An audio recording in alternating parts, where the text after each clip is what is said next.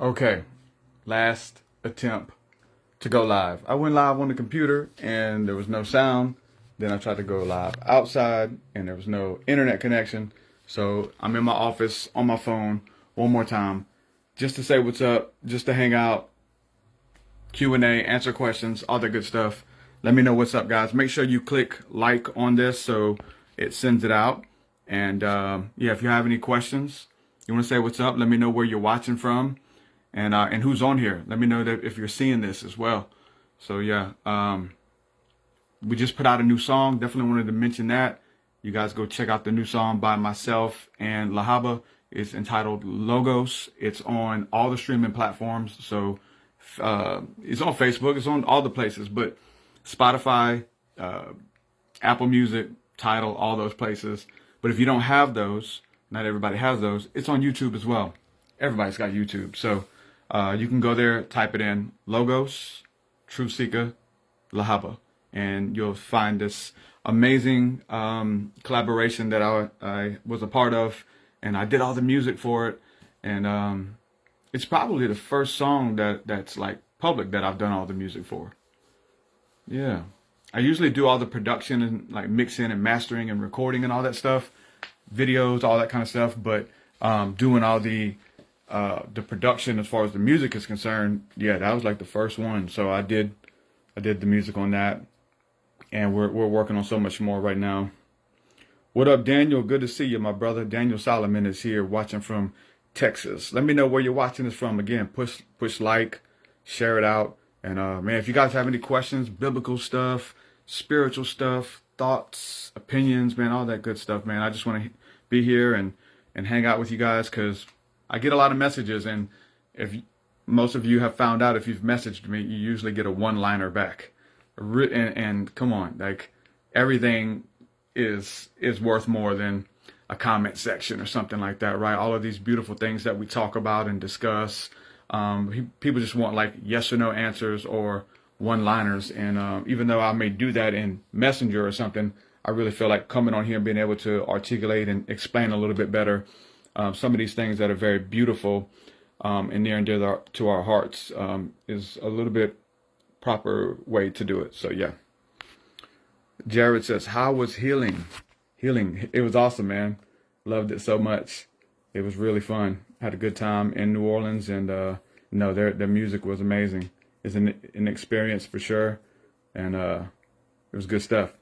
So if anybody has a chance to check out Healing, that was a bucket list. Like as soon as I seen those tickets, I was like, man, I gotta get them tickets because they're amazing. So funny enough, there's no connection, but some of the newer stuff that we're working on right now, as far as the music, it's got a hint of that in there, just because of the tribal percussions and native instruments and stuff like that. So some of the newer stuff that we're working on, me and Lahaba, is tribal oriented, singing, rapping, chanting sacred names of God. It's going to be awesome. So yeah, excited to work on all this new stuff. But yeah, definitely sounded a lot like Healing for sure. Definitely, they're amazing. Marcus says he's watching from South Wales, Australia. Yeah. I know you was on a while ago, and I was telling you I was doing that word study and trying to break down the biblical gods and goddesses and things that are mentioned in the Bible. And Marcus is one of them mentioned in the Bible. So I can't wait to really dive into that and break that down for a lot of people. It's fun stuff. Love finding those little Easter eggs, if you will. Eddie says, this is most of a statement. Let's see. Okay, I seen you post this a while ago talking about the resurrection. Yeah, I'm reading it. It's long to read, but I get it. It's deep. Resurrection's very interesting to study biblically, and it's called reincarnation in other places. There's different types. We talk about this. There's different types of resurrections. Jesus talked about this, or whoever you think was speaking in Revelation talked about the different resurrection from the dead, that some will resurrect and receive bodies and others in spirit form. So that's very interesting. especially with what today is, and that whole Halloween post and stuff is about the resurrection of the dead, where the dead return to their homes, and I'll say Jewish mysticism, but it's just Jewish belief, is that Elijah is the one who goes and gets the souls that are in Sheol, or this place of waiting. Different traditions believe, they call it different things, right? Hades, whatever, and brings them back to their homes to visit their families. Like, this is a Jewish tradition, a big Jewish tradition. Even when I was doing Passover, you always would leave a space at the table open for the Passover Seder dinner, just in case Elijah came back and visited your home, that you would have a place for the gods to stay, or the angels to stay, or the prophets to stay. Same thing. So yeah, it's a very deep conversation, and that's what this time, is about. And I don't think that it's just this time of the year, but it's this time, I would say, daily, weekly, monthly, right? That resurrection happens and takes place, and many of you are experiencing it. That's why, it's always fun to talk about this stuff. Christian Love Light says, are you doing Patreon tonight? Yes. Yep. 7 p.m. Central. We'll be doing a hangout, so roundtable discussion, and how we do every Thursday. So yeah, that will be tonight for those of you who are members. If you're members on like any platform, you should get a link. Patreon's the best. You get the email alert.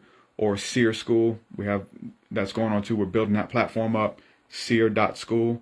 All the courses and stuff, it's going to be on there. So that's probably the best place to join. I like how it works, and it's like a community, social media kind of thing for sure. But yeah, we'll be doing that tonight, and I'm not sure about Sunday morning. We'll be doing something for sure. I don't know what. I'm going to be out of town. I'm going on a trip with Gil Hodges from Kingdom Talks. He's coming to pick me up, and we're taking a little trip.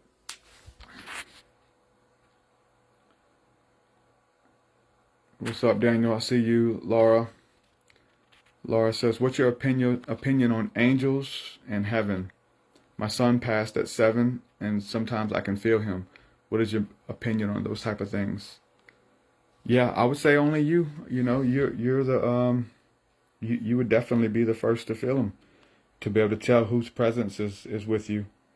It's, again, if we're talking about resurrection, and from a biblical perspective, there is no death.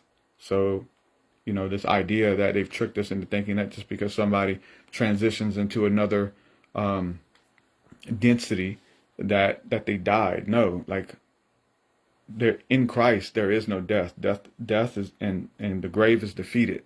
There's everlasting life in Christ, and your son is a part of that.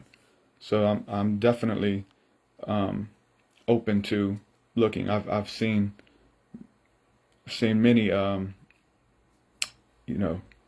signs, I'll say that, of them, from the embodiment of the person, their essence. Never a silhouette of a person walking around, nothing like that. That's how you miss it, and that's what they'll tell you. If you're looking for a humanoid, they're not confined into a body, but it's a presence, like you said, and you can tell. What's up, Charles? I see you. Daniel says, any advice on how to bring more joy into your life and establish a relationship with God? Yeah, thankfulness. Just being thankful. Looking for things in your life to be grateful for. Show gratitude. Because what you focus on grows. Like, you give it life, you give it attention, you give it energy. So just look at your life. Find something to be grateful for, and you'll find that the things that you'll find that you're trusted with them, governing them, and they begin to grow, and you become good ground for a relationship with God and love, and seeing it, because the kingdom begins to grow. You begin to see Christ. You begin to see love, beauty. in everything when you become grateful for it and try your best to be a good steward. And that's growth. You add more light to you, and then the kingdom advances, and your territory, how far you can see and operate, and how far they see you, you get their attention. In the kingdom, Christ, love, all of that, man. It's a beautiful journey, and it's expanding. The kingdom is increasing. It's amazing. So I would say that find things to be thankful for. And the 2 ways to start is with, well, I always do it. We do this as part of our Sunday morning sessions and stuff, is to be thankful for the breath, to take a deep breath in. At the peak of the breath, just hold it, feel it, and just say thank you. Thank you for the breath. And then exhale, and then think about it. Trace it back. Where did it come from? Is this the breath that animates all life? Is this the living spirit? Thank you for that. Thank you for a greater portion.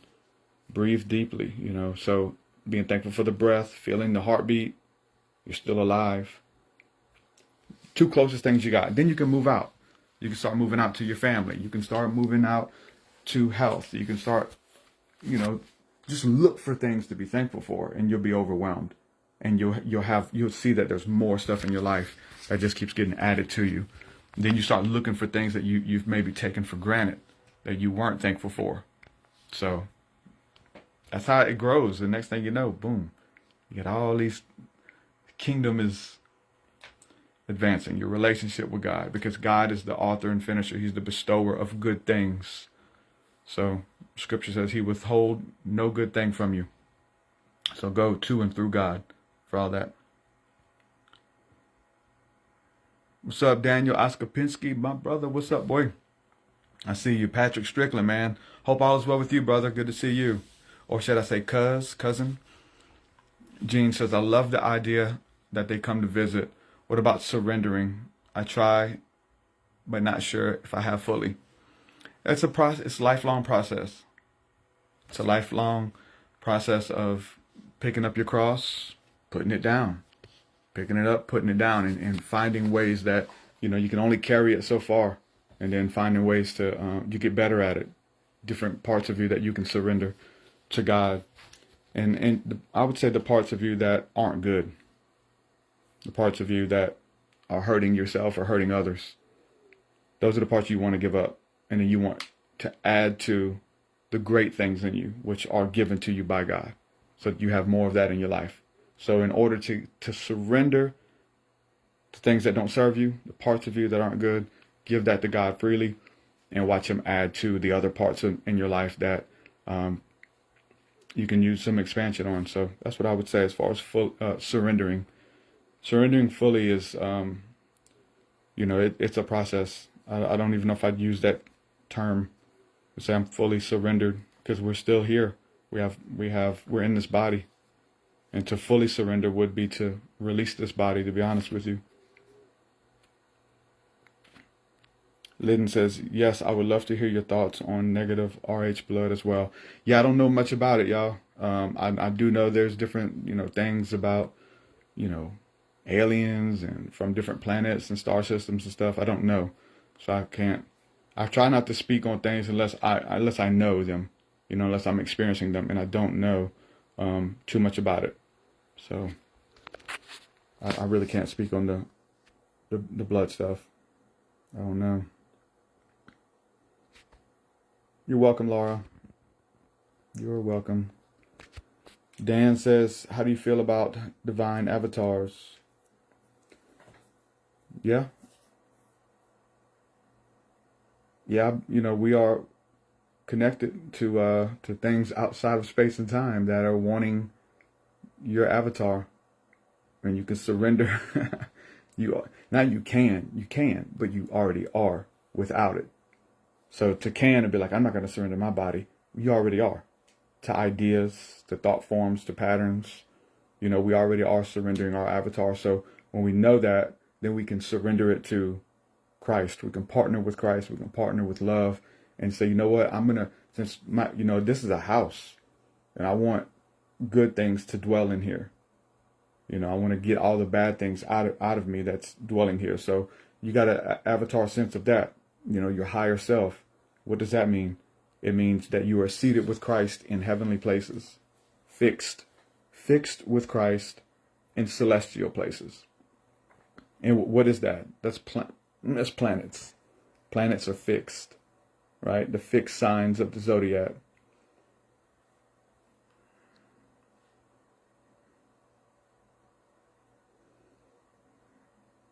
What's up, Stacy? I see you. Mind hack. What up, boy?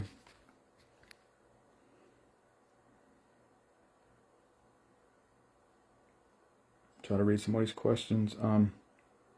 Yeah, Christian says, yep, gratitude and getting back into nature. Yeah, for sure. For sure. Yeah, Dan talks about on that gratitude. He says they multiply when you water them. Water the things in your life. Simply give them attention. Where attention goes, energy flows. This is all attention. It's worth something. It's currency. All right. I'm trying to scroll through, but sometimes these are messing up. Anita Rita says, hi, you said I can ask you anything. It's not about a topic what you're talking about. It's about why can't I believe in Jesus? I prayed several times. I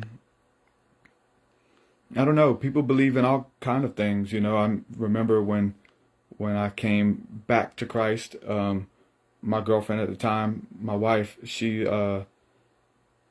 couldn't believe. You know, I was trying to like make her like, hey, you need to serve God with me or we're going to split up. You know, you can go back home and all that kind of stuff. It was part of our story, but she couldn't believe. She's like, I don't believe in him. How are you going to make me believe in something that I don't? And so it was a faith thing. I said, well, listen, just ask. Just ask. If God is real, show yourself to me. And I told her, you know, in 1 week, if our life isn't 100% better, I'll go back and follow anything that you want, the devil and all this kind of stuff. Because that's what I came out of, Satanism and like dark witchcraft stuff. So, you know, it was a faith thing that within a week, man, we had all types of prayers answered. So I would say, you know, faith, stepping out in faith. You just ask and believe and say, hey, if you're real, show yourself to me. I'm looking for you. If you're not, oh well. But if you are, I want to know you. I want to see you.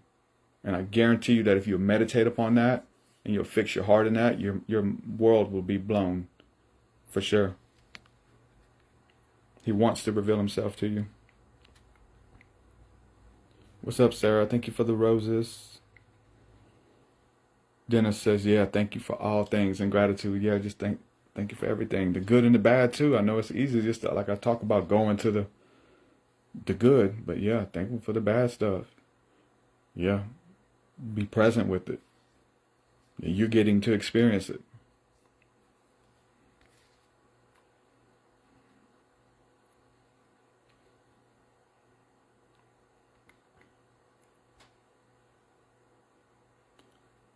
What's up, Marina? Marina says, it's Marina from class. Your new song is so beautiful. Thank you. Yeah, make sure y'all follow Lahaba. And she's in class with us a lot of times. I don't know if you know that, but she is in our sessions usually. So she's on there. So yeah, make sure y'all follow her work. And she's got a page too. That's her first like debut. So thank you. We're working on more too. Casey, what up, man?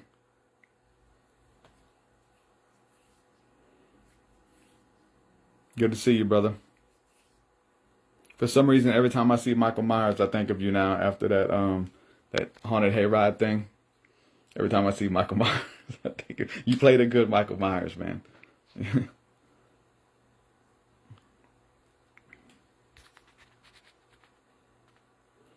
Let go and let God. Yeah, that's it.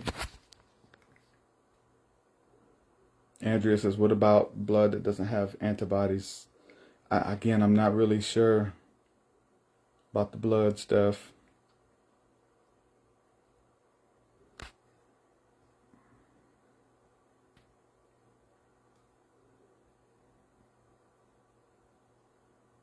The body snatchers. Yeah, let's see.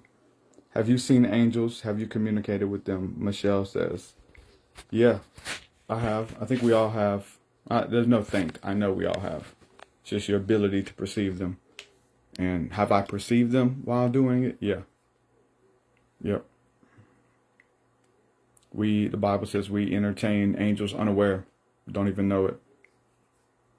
I mean, they're minister spirits sent to minister to those who are to inherit salvation. That's what the book of Hebrews says. I think it's Hebrews chapter 1. I was looking it up today. They're servants, ministering spirits. They have jobs. They have duties. The doorkeepers in the house of the Lord. As the Bible says, I'd rather be a doorkeeper. That's one of their jobs. They keep doors, portals, windows, open or shut, protecting God's mysteries, God's secrets. And they're all around you, like big, small, all that. Your ability to be able to see them is determined by how much light is in you, how much faith, how much you want it to. We've been trained not to see them. Like our natural state is to see them in the light. Different shades of light, because that's what they live in, light. Different vibrational frequencies, including what everybody loves, shadows. They live in the shadows too. Darker, more dense beings that aren't in the light. But yeah, I've seen many different types, and it's pretty cool. I'm addicted to it. I'll be honest with you. I'm addicted to it. I like to gaze and behold. That's all it is. Take time and just stare. Stare at anything until it moves. Until it communicates with you. Because everything has just as we're seated with Christ in heavenly places, so are everything else. They're seated with their fathers and mothers too in heavenly places. There's angels that govern all species. The animals, the insects, the trees, they all link back to different gods, goddesses, and angels, including in the Bible. It's just been hidden from us. But it's fun when you start finding them. I'll find them in the Bible because, they teaching, making us think that the Bible is some old, outdated book. I mean, it's everything. Everything's in there, including angels in their names that are hidden from the masses, that are hidden from scholars, that are hidden from.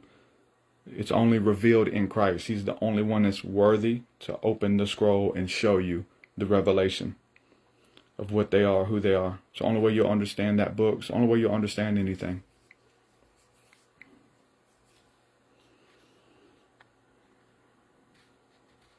You're welcome, Tommy. Ashley says, I have been wanting to reach out to you for some time. I get visited by angels and I have captured some amazing pictures that to me are mind-blowing. I would love to get your thoughts on them when you have time. Yeah, send them to my inbox and definitely check out. If you're catching pictures, try to catch video. Try to catch video just so we can see movement. We can see if, changing of shape. The frame rate even allows you to catch more. So I would say try to catch video. And it's fun to put this stuff in these programs and see what shows up. And there's so much like amazing, beautiful stuff that I've always believed, and been in communication with. We all are. But then when you begin to see them, that's another thing. They've been there the whole time. They have jobs. They're in the clouds. They're in the earth. They're in the sun. They're in the moon. They're in the stars. They're in you. They're everywhere. They're everywhere. All of the elements, what you'll call it elemental. It's in the Bible. The storkeon. The elements of the world. Angels are a combination of elements. We're a combination of all of them. Earth, air, fire, water, and spirit. So when you're talking about angels and etheric beings, they are spirit or ether and another element mixed together. They're in the fire. Hence Moses gazing into the burning bush. in communing with God, communing with God's messengers. He wasn't the only one. Manoah, keep reading Genesis. I think it's Genesis. Manoah had his encounter where an angel from heaven came and used the fire as a portal, came through the fire and was speaking through him through the fire. That's an elemental being. It's a seraphim, the fiery ones. The angels are all around you, in you, above you, beneath you. Early Christians understood this. They don't want us to know that, because knowing that, now you know that you have influence. You know that you're in relationship with them. They don't want you knowing who you really are, because they listen to you. They're sent here to listen to you. They're servants. Not slaves, servants. They're here to serve. It's in their DNA. Just like it was in Christ's DNA. Come here and serve. So the Son of Man didn't come here to be served, but to serve. Greatest among you is a servant. Come on, be a servant. You'll see that you're in company with the angels. You begin to see them.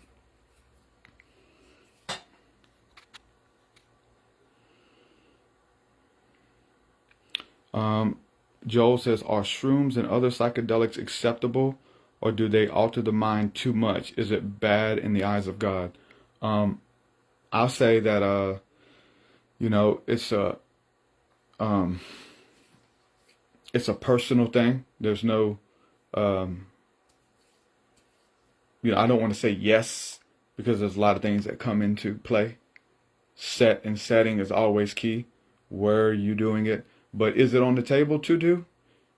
I'll say this: if it calls you, and that's all I've ever said, and that's what I'll say. If it calls you, yeah. But go through God, talk to God, and if it calls you, you have to do it, kind of thing. But it definitely has a purpose, and whether it's a psychedelic or with psilocybin or a therapy to help you conquer depression, and that's a good thing, to conquer depression, to conquer anxiety. And psilocybin research, microdosing, has been helping people, and that's a good thing. The scripture says that every good and perfect gift comes from the devil.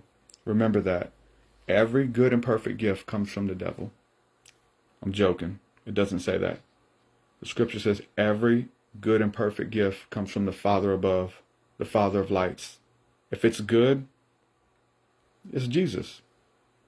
And so if it's dealing with conquering and deleting anxiety, fear, man, come on. We have to salute it. So, yeah, you always want to, there's so many medicines here for us to work with, and the angels work through that. You don't want to abuse anything. You want to respect everything. So it is on the table, for sure. For sure. And if anybody needs to be speaking about this in this manner, it needs to be Christians.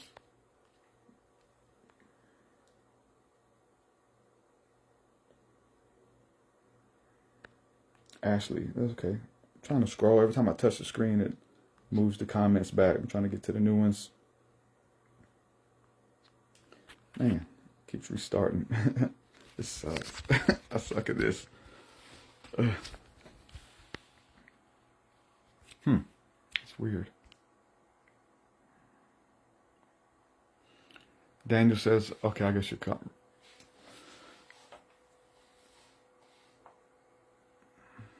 I see you, Blake.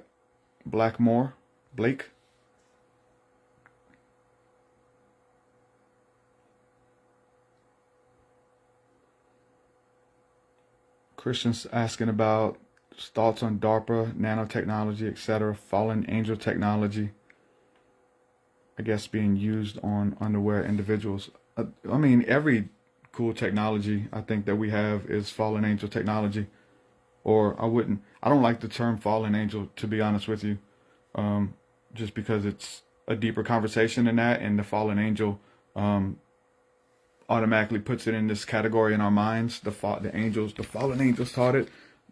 A better word is the descended angels. The angels that descended taught it. Not only taught it,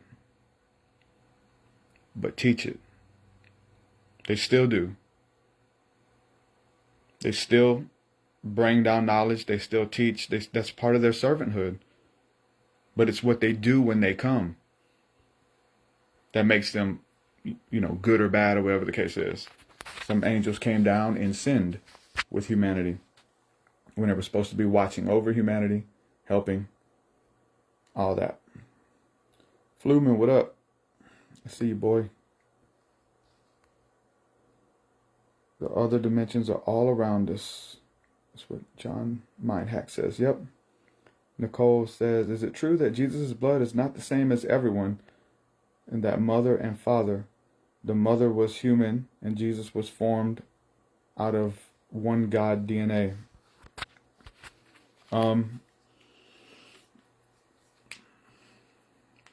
No, I believe we do share the same blood.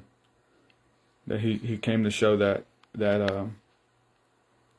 we couldn't use that as an excuse, that we were in a fallen state or fallen nature, so that we couldn't be acceptable or serve God, like Jesus showed us that we could. And the Bible says he took not upon himself the likeness of angels. He didn't come in the form of an angel, but he came in the likeness of sinful flesh. So he came with both natures, just like we have both natures. But he taught us how to lean to the good. And we're doing that. That's awakening. Amanda says, I've encountered bad angels. Me too. Me too. Michelle, can you speak on schizophrenia? Yeah. I guess a little bit. It's it depends on what aspect. A lot of people, are sick in their minds and open up to different dimensions, that even the stuff that we're talking about. That's why I think Christ is super important with relationship and gratitude and being thankful and stuff like that.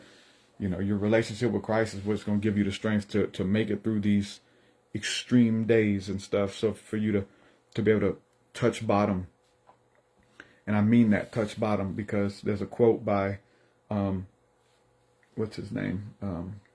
Somebody help me. Even though the comments are way out the way, I'm not going to. What is this? Joseph Campbell says that the same water that the schizophrenic drowns in is the same water that the mystic swims with delight. So, this stuff, I say this stuff, it's life in general. There is no this stuff. Everything is this stuff. Turn on your news. That's this stuff that you can drown. You can watch a weird conspiracy Facebook, YouTube video, and you can drown in schizophrenic worry, panic, demons off of whatever. So it's to cultivate that relationship that's going to help you stay afloat. That's going to be your preserver. And I think that's key in navigating through mental illness, because it's at an all-time high.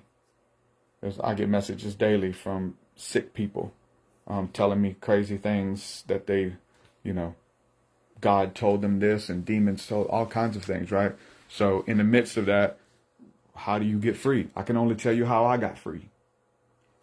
Turning my mind over to the demons and the gods of this world. And it was through Christ. And you don't graduate from that. That's where people mess up. They find out that the other religions talk about, all this other stuff too, and they do. And they leave Christ, they leave the foundation, and then they become something else. I could never turn my back to the one thing that set me free. It has to have a place somewhere. You have to make it make sense. So, yeah, there's practical things that I would do for those dealing with schizophrenia, and it's really cultivate the relationship with God. Pray, read the Bible, think about good things, pleasant things. You have to retrain the mind. Christian says, do you think that they communicate with you telepathically? I'm just trying to gauge whether things happening to me are divine, sent by the government. I'll sound crazy as long as I live, but I need some opinions from people I trust. Yeah, Yeah, that's how they communicate. They communicate with divine knowings. The Bible call it a quickening. It's also called an epiphany. We talk about downloads and things like that. Yeah, but the Bible calls it an epiphany, and it's an amazing word in the Greek. It's in the Bible. It's the word epiphania, and it literally means one who is receiving messages by most of the time being at a holy place or being around a place where there's gods and energy, and now you are receiving the messages. Battlefields was a big one that stood out, but it's the word epiphania, where you have the epiphany, and they're speaking with you. And they speak through energy, which is telepathy, telepathic thought forms, impressions. Same way Jesus speaks. He speaks to your heart, speaks to your mind. You feel his presence. Everything's okay. Wow. Another spirit comes in the room. Now you're disgruntled. Now you're anxious, like for no reason. Spirits, angels, demons. That's how this works. And that they're everywhere, you know. So being able to guard yourself, protect yourself, put on the full armor of God, that you may stand against the wiles of the enemy. The Bible talks about the fiery darts of the enemy, the words, the piercings, the poison arrows. This all goes back to every other religion. That's where you can. The reason I point that out is just because you can get more context on it. That's why I point it out. You know, find it in the Bible and then trace the words back. You'll be amazed. I just gave you one, epiphany. It's a energia, energy. The energy you can feel. All of these are biblical, like amazing spiritual words to me that we were told were New Age or demonic, and it's like, man, the Bible is. There is no New Age. The Bible is the most spiritual book on the planet because you're locked out of all the other ones. You have no idea what they mean until your heart opens up. And then when your heart opens up, then you're allowed to see more. Then you're taken deeper, because where we're going, you can't have bitterness. That stuff can't stand in the presence of God. So we willingly give it up, right? So that we can learn, not learn for head knowledge, but learn because it drops down into the heart.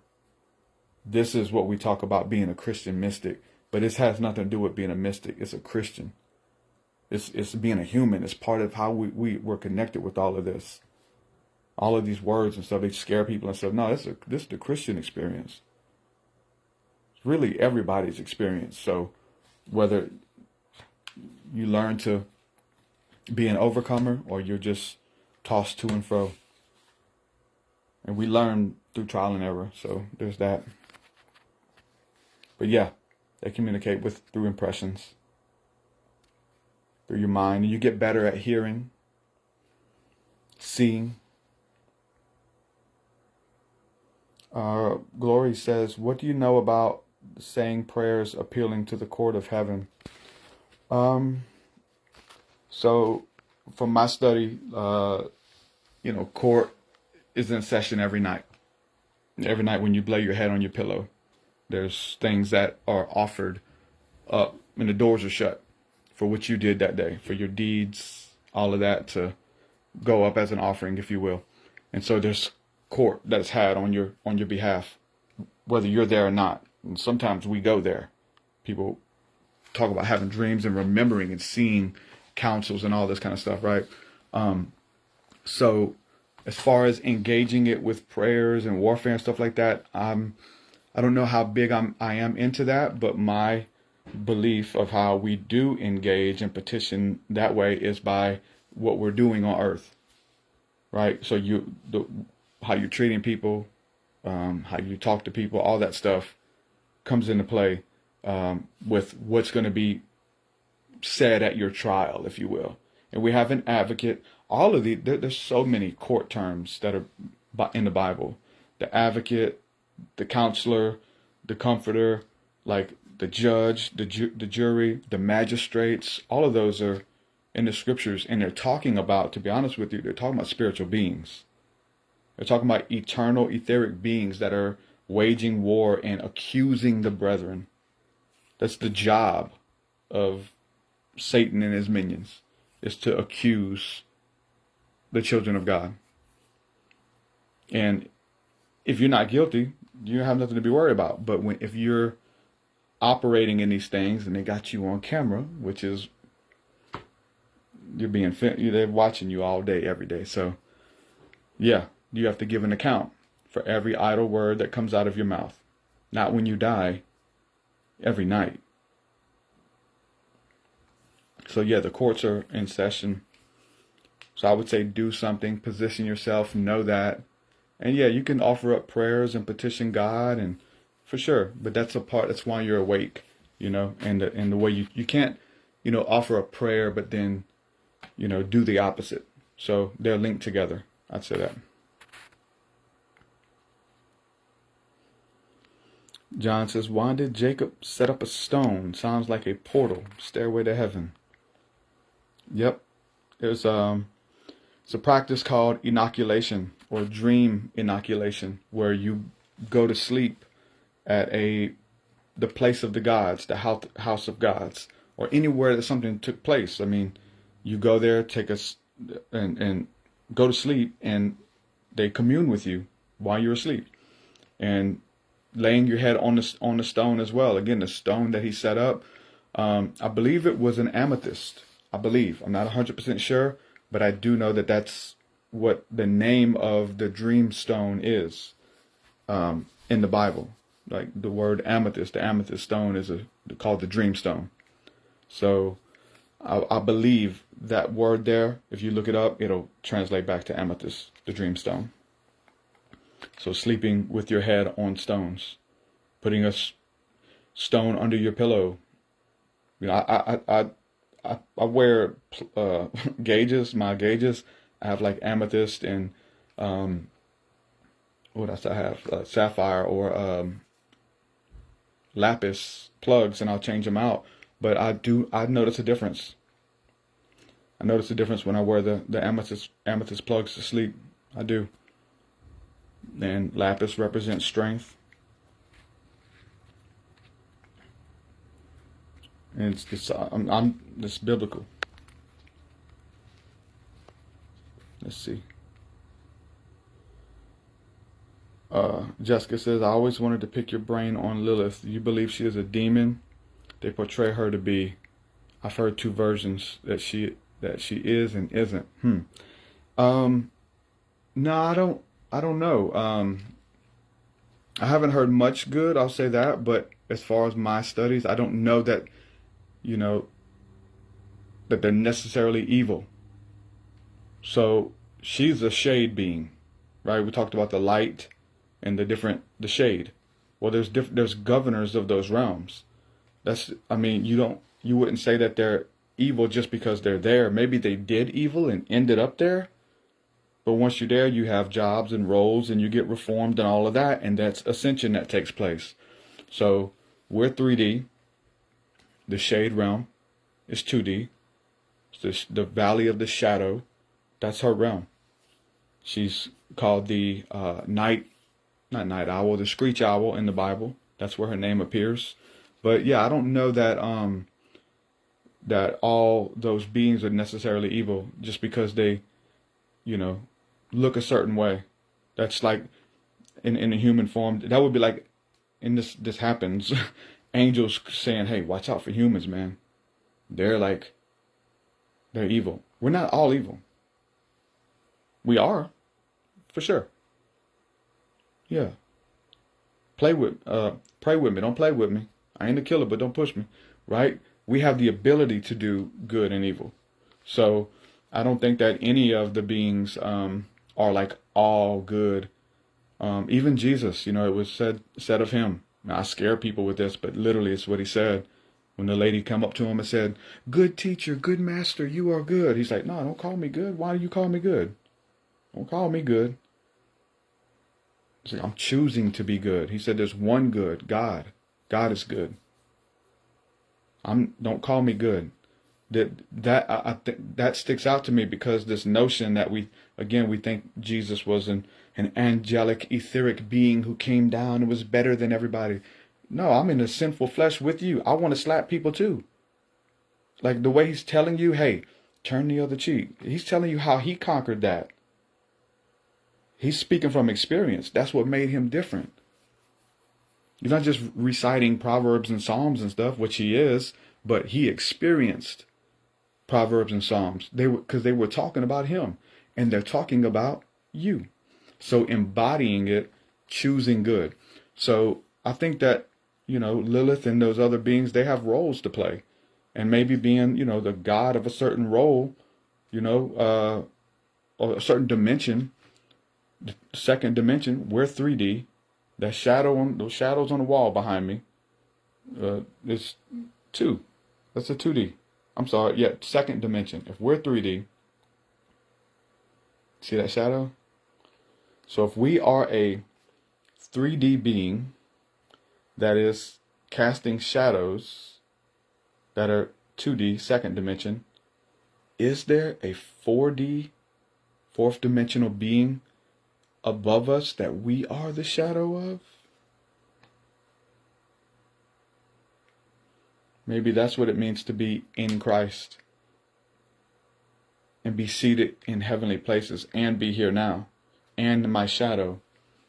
It's very deep. But I think it's been too easy to just demonize or accept any thing by title. Again, the same thing with fallen angel. No, fallen angel denotes, when every Christian teaches it, that they're evil. Because it brings a roadblock up with some deeper stuff that we have to understand. And what that is that Elijah was a fallen angel. Samuel, Jesus, not fallen as far as being bad and cast out, as far as to my knowledge, maybe, I don't know. But the fact that they descended and they came down to assist humanity, to come here and try to help humans, come down here and teach humanity things that ends up biting us on the butt, which is teaching us how to make war and how to use herbs and roots. Because what happens? We use them against people. We use them to enslave people. That's why they say, hey, don't teach the humans. All this is in all of the Jewish lore. This is that they believe all this, and it's not just Jewish. It's every other tradition.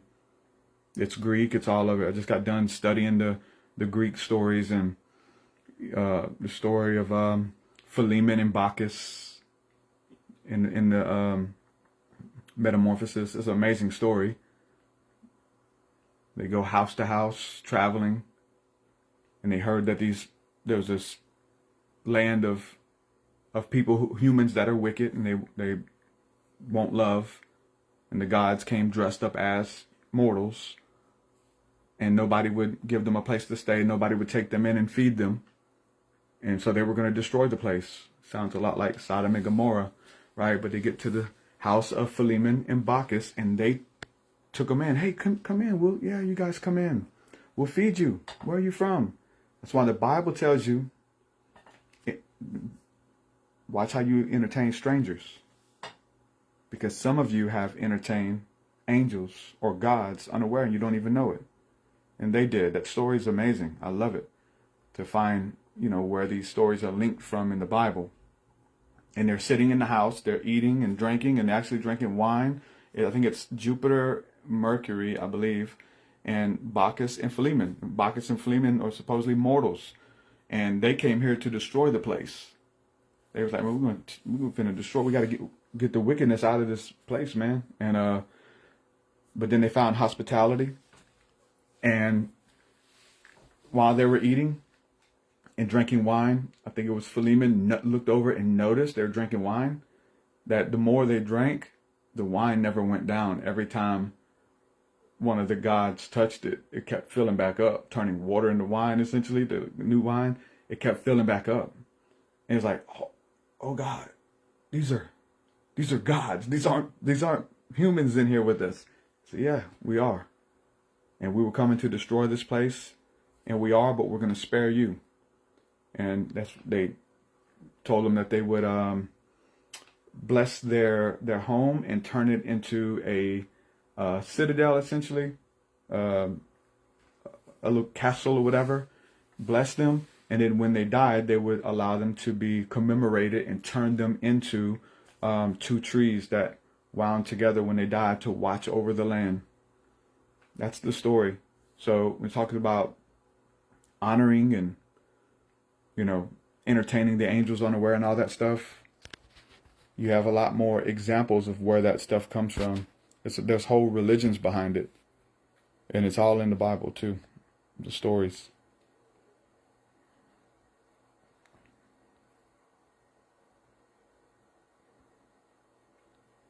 What are my thoughts on star seeds? Serena asks. Yeah, I'm very interesting. I think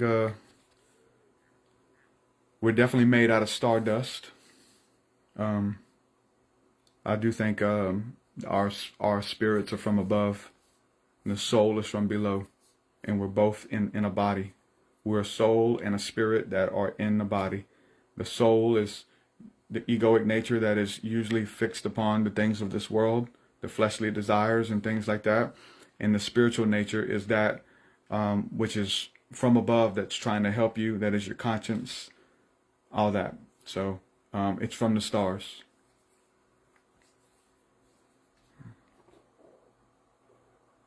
What do I think of the Illuminati? Yeah, I don't really know. I mean, I started off studying it with the, evil, scary stuff.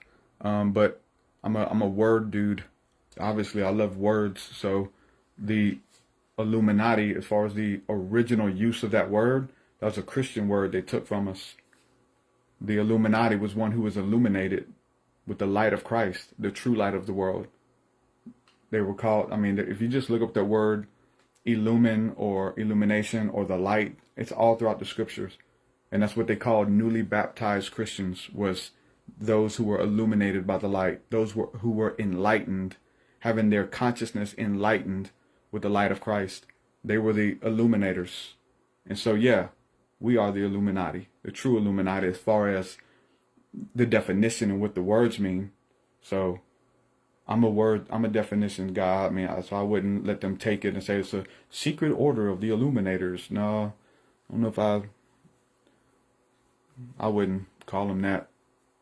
Not anything that I know. That's us. They're pretending to be world shakers, planners. What we say goes.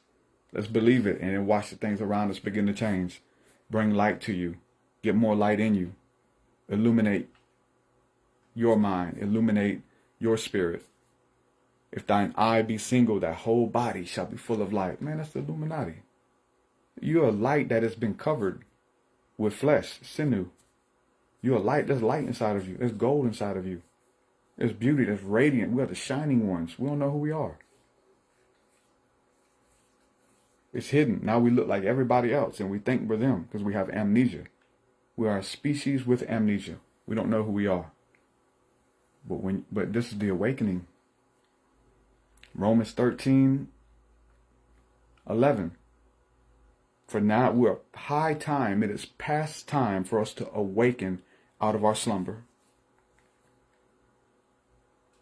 That was 2,000 years ago that was written in that. It says already past time for you to wake up. It's time to wake up. Wake up. Wake up. You're sleeping. We were put to sleep.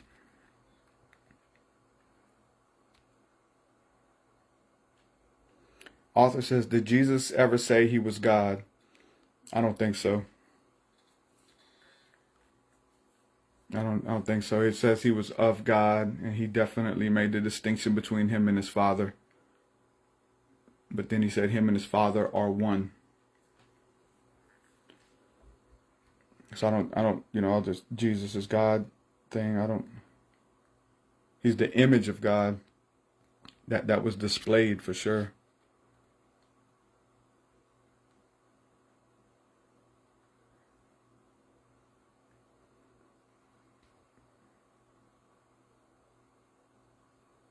Nicole says, is there anything really outside of us? Probably not. What up, James? He says, the two eyes are the two thieves merging the right and the left mindness of Christ into your third eye. Yeah. Bringing the polarities together.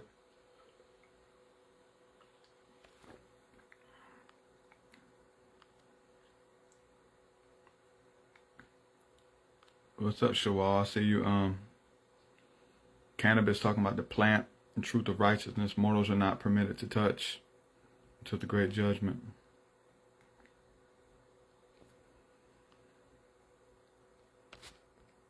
Oh Lord, I just skipped a whole bunch of comments. Went to the bottom, so all the new ones. Sorry, I know I'll get behind. It's just how I am. Chanel, what's up? I see you. Brett, what up? Deborah. I see you. Wes. Do I think the Essenes had it figured out? I don't think that any one sect had it all figured out.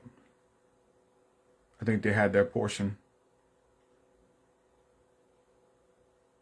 And they did the best with it that they could, just like everybody else, just like the Catholics, just like the Muslims.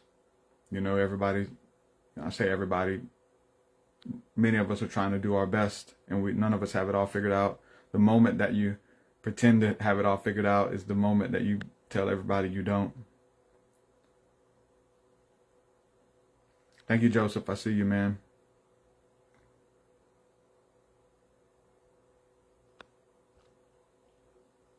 If you had a question that you wanted answered and I didn't answer it, post it again, guys. And make sure you click like and all that stuff so I can see it, because sometimes they're moving fast.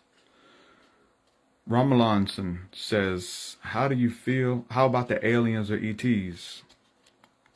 How about them? How about them aliens? How about them cowboys? Yeah. What about them? You know what I'm saying? Like, I don't know. The alien ET thing, for me personally, has always been an angelic thing. It was never, flesh and blood kind of, beings or whatever. I'm not saying that they're not there or whatever, but for me, it's always been living creatures that are the actual lights and things. It's alive. Any new sun videos? Jeremy said. Nah, Jeremy, you seen, some of my latest ones. I did some more editing on that one that I'll let you watch over here. And I'm really trying to get to where I can release those. I'm trying to work on, a course where I can teach people how to, see them and catch them and stuff like that. So I was kind of waiting to release that. But no, I don't think any new videos outside of that. That was like the first video that I brought in. There may be some new ones. It's been a while. There's probably some new ones, I think, because I did catch some other stuff. So, Ramalan says, I feel like I've seen one based in the Bible. Are they bad? No. It just depends on what they do. Like, I mean, I don't, again, I think if you watch most of the stream, I'll tell you that I don't think anything is all good or all bad or whatever. So I don't know. How was your Halloween? Oh, it was good. I didn't do nothing. Just gave out candy to a couple kids came by. Just gave out candy, and the space dragons, man, they don't want to. We watching that Ex Machina, Jeremy, with them dragons on it, man. Them dragons they in all of antiquity. So, yeah, we got them dragons on camera, baby. Y'all, you just got to look. You got to change the lens, what you're looking through. And how you see. See, that was one thing that somebody was mentioning about the psychedelics and stuff, or the psilocybin. It changes your perception on how fast you can see stuff. So, the shutter speed by itself with a phone. There's stuff that you can pick up on your phone that you can't pick up with the naked eye. Just this. It can pick up different waves of lights, different frequencies. I have lights in here that I can turn on that allows you to see other stuff too, like stuff that's unaware. So changing the way you look at it, or having something that can speed up your perception or slow it down, which is what psilocybin's used for. You know, the natives would take psilocybin before they would go on hunts in the forest, and they could see at night, and they can see any of the like with the nocturnal creatures and hunting and killing deer and stuff, and they were like great at it because it was like with precision. Shawal even mentioned you know, marijuana and stuff on here, or cannabis, and you know, all of it changes your perception. So it just depends on what you're doing while you're changing it. You know, are you feeling deeply? I mean, psilocybin does that. We feel music real deeply, but if you're on psilocybin and listening to music, like, be careful what music you're listening to, because you'll feel it like entering you and what it's doing to you, and if it could freak you out or bless you or whatever. So it's just about being able to see, change the perception or the lens of how you're viewing reality, because there's many layers that are all on top of each other that we can't see. Things are hidden, and the things that aren't hidden, there's chemtrails and contrails that are created to block it from you, so you can't see it, you know, because the veil is thinning. That's one thing you see about the resurrection. The veil is being ripped. The veil is being torn, and the spirits are rising, and spirits are descending. Where? Upon you, upon the Son of Man. Jacob's ladder. Jesus said you'll see angels descending and ascending. I'll tell you this. I read this today. It was real beautiful. Because I'm big on this, how to see in the spirit, truly see. And I'm not mean just perceive spiritually and discern. There's that. I'm with that. But I mean actually see them. Not imagine it. And I'm with that. But I mean really see them and how this stuff works. Jesus talked about all these prophecies and stuff and the end and all this kind of stuff and when it would go down. But then he told them, he said that it doesn't come, all of these things will come, but without ocular vision. All of this will be happening unbeknownst to you. You won't be able to see it. Because in fact, it already is happening. And you can't even see it. All right, Jay. It already is happening. You can't see it. Then he goes on to tell his disciples later in John 14. And this was good. The NIV broke it down and pretty, I like the way it was worded. But he said, you see me now, but for a little while, I'll leave, and the world will see me no more. Because they don't know me, and they don't know my Father. He says, but you will see me. He says, the world will see me no more, but you will see me.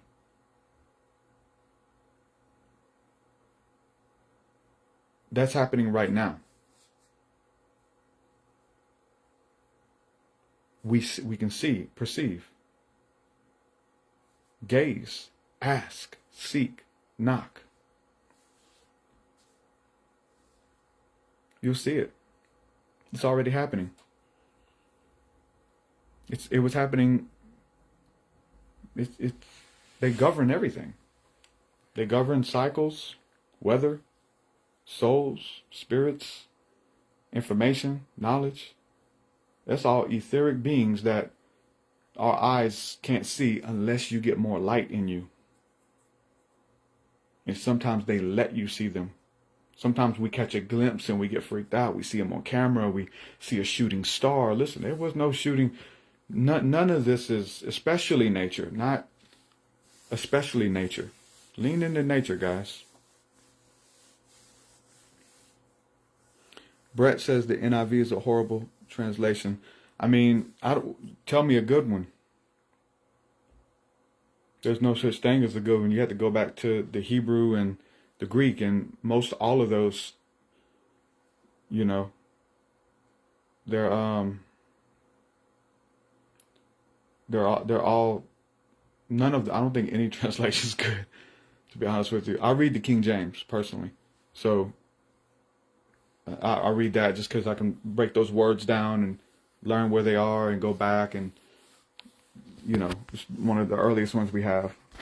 But you got to go back to Greek and Hebrew to understand it. But there's no use of doing that if you're not understanding what you're reading now in a literal sense, you know, because it is literally where there's this whole thing about, the scripture, the Bible is all spiritual, it's all allegorical, all, metaphors and deep spirituality. And all of those statements are right. It's all astrological. Yeah, all of it. All of those statements are absolutely right. But the way you're able to be let into those secrets, because those are hidden, the way that you're able to be let into that is that you interpret it literally to begin with. You have to start somewhere. And we all start there at this literal translation. Jesus literally coming to die, that these were literal people walking around. That's where you start. But eventually, you'll see, because you can't skip the literal. When Jesus says, hey, forgive your enemies, he meant it literally. Turn the other cheek, literally. Forgive your debtors, forgive your trespassers, and those that. Now, trust me, the literal locks us out of spiritual, and spiritual locks us out of the literal. But they should go hand in hand. Literally forgive, literally love, literally open your heart, etc. Marcus says, Derek, you should research the different kinds of electrical resources and build a camera that is able to see gamma relating to our frequency. Yeah, man, I've got all the stuff, dude. I've got lenses. This is a infrared lens. I've got the dicyanin aura goggles that were wrote about by Robert Klein on how to see entities. You have to change. They live in the light, and guess where you're supposed to live? In the light. That's where they live. So you can see them changing the light. All this one eye stuff, we talk about the Illuminati, man, these people, they know what's going on. Them people are initiated, man. A lot of it, listen, what's his name? Emmanuel Swedenborg. And their whole even like ministry, the foundation is called Off the Left Eye. Because Swedenborg said that he would close one eye and he would be able to see the angels off of his left eye. What the heck is that? Leaning into the creative side, the awe and wonder side, leaning into that side of your brain is going to allow you to open up and see them. If you want to. And what does that do? I mean, what do you do once you see them? I love seeing them. They're awesome.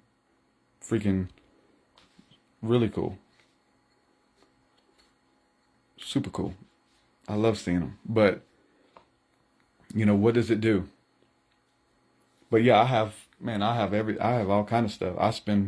This is my hobby. This is my life. This is my ministry. I've got the Generation 3 night vision goggles. Took me a long time to get them. I've got them. I've got every shade or color of glasses that you can have. I've got all the spectrum of the rainbow, just regular glasses. The Klein dicyanin aura goggles that's supposed to show you your aura. I've got what do you call that? That's the infrared, but the other light that allows you to see hidden things. But just because you get those don't mean you can see them. They do help you. And Klein said this. Robert Klein said that it will help you, but he said this: eventually, you use those things as a training wheel, because eventually you learn to see them without the goggles, without the glasses. Eventually, you can feel the wind blow. Bro. Listen, I can't wait. I can go look at the clouds, bro, and tell you where to look and where to film. I can just walk outside, boom, right there. That's a portal. Boom, film it. It's second nature now. I spent enough time by myself gazing, praying, and then without a camera, and then eventually with a camera to come back and dissect the footage. Man, y'all don't understand. It's so close to you. It'll freak you out though. There's so many different types and kinds. They're literally traveling into you when you breathe, and they're exiting you when you exhale and when you pray. They're little tiny particles of light that are alive, that are carrying information, that are cells, and they're combining and gelling with your cells of your body. They're quickening your mortal body. Come on, you can catch this on camera. You can catch this on camera. There's people doing it. I'm usually by myself doing this, so it's harder to do, experiments on myself or on like filming somebody else. But yeah, you can just look at the Catholics, man. I'm telling you, we already know that this is how to do it. Stand in front of the sun and block the sun with your head, right? Let it become a halo around you and then film. You'll be able to see them. It'll show up on camera. Then you can start praying. You can start having memories that bring joy to you. They'll come to you. One of somebody who was affiliated with Klein's work is somebody who I'm like, I love what he's got going on now. Trevor, he's passed away, but we're carrying the torch. That's how this works. That's how resurrection works, the memory and all this kind of stuff. But Trevor James Constable, and so he's got a book. Go look at his images. This was back in the 70s. He's doing this stuff. Sorry, excuse me. Sorry, y'all. Trevor James Constable, back in the 70s, was doing this research. He got pictures. That's why I got the infrared lens. He took it with he was having his photos developed on infrared film. And so with those photos, these beings were showing up. Again, get this in your head. Do not look for humanoids. They can show up as humanoids, but this sexy idea of like Hollywood and stuff, like grandpa comes to you looking like grandpa, no. Get that out your head, because the reason I say that is because you're going to have a preconceived notion of what it's supposed to look like, which blocks you off from being in the moment to be taught. You have to come as a child, like you don't know, but there's awe and wonder, and I'm just gazing. I just want to see.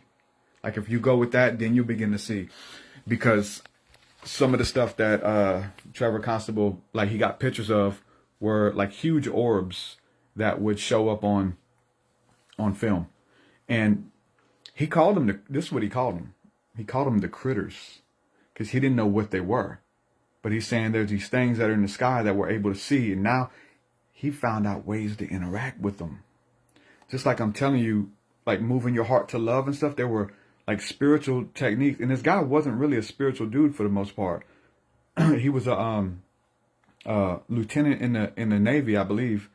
And a lot of the stuff he was seeing, he was in the Navy while he was seeing it, using their equipment.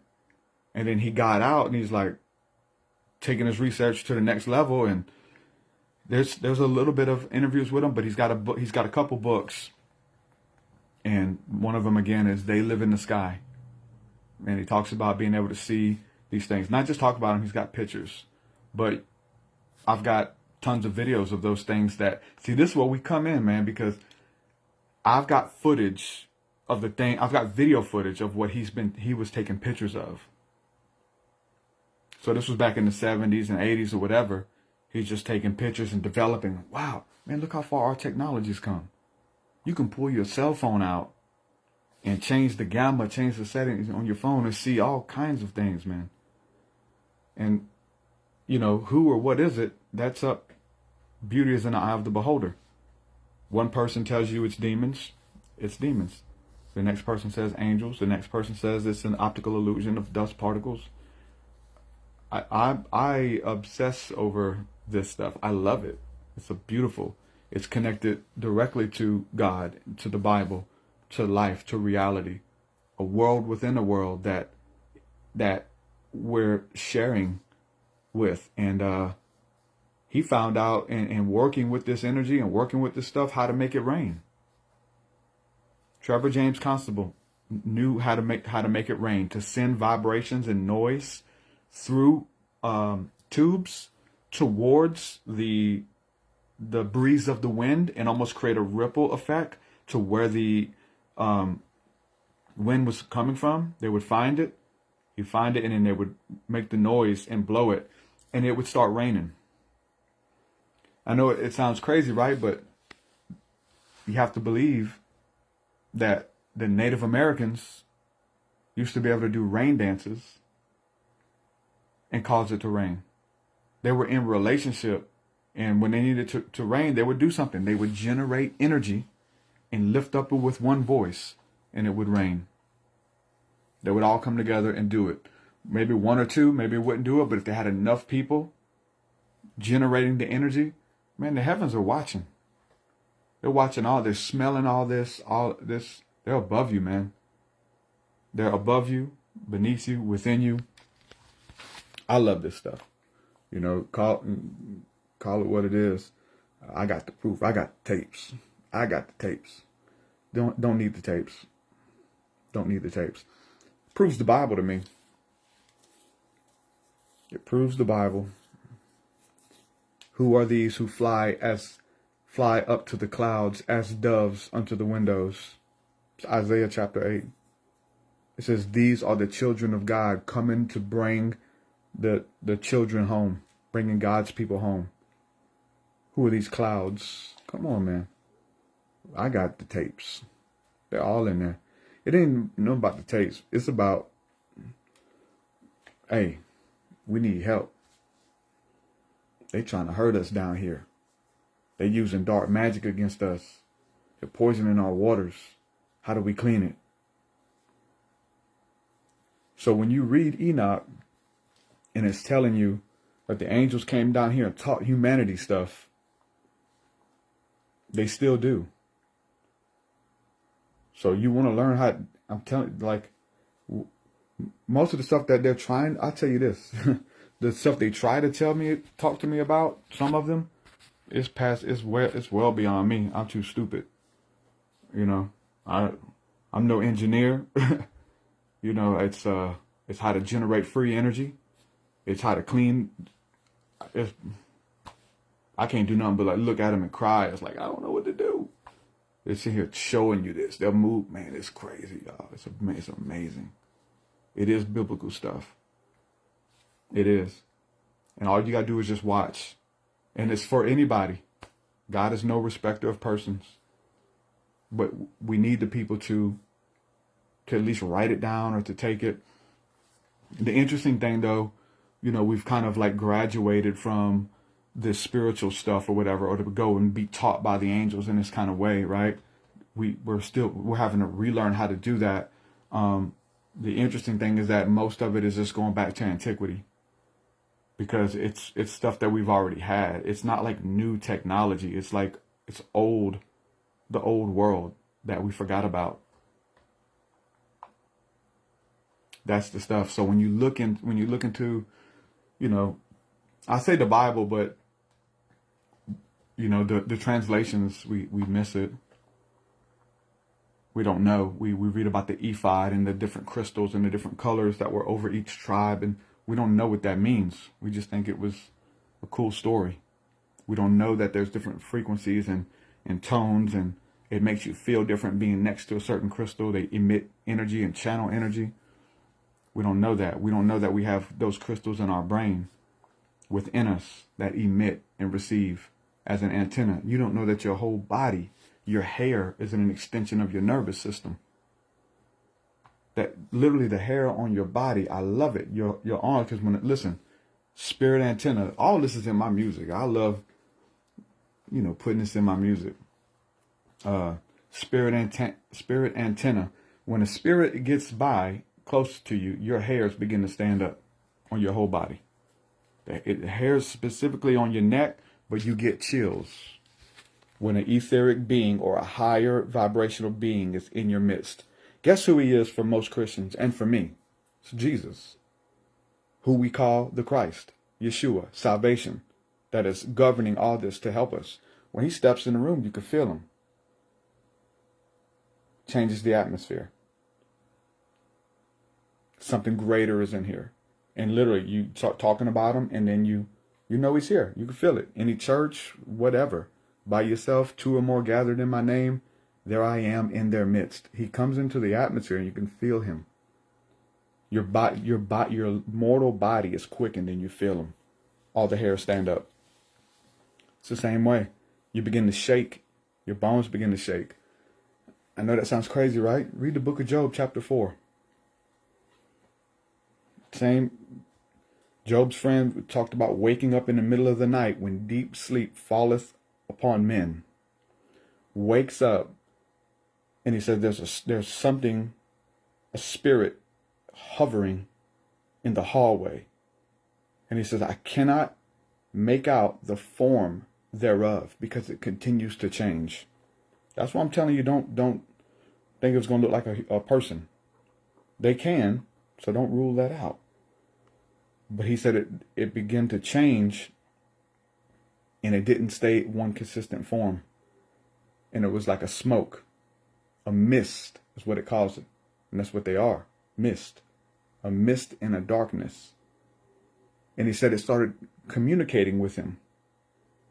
And he says that fear came upon him, and it says all his hairs stood on end, and his bones began to shake within him when he saw this thing hovering, communicating with him telepathically.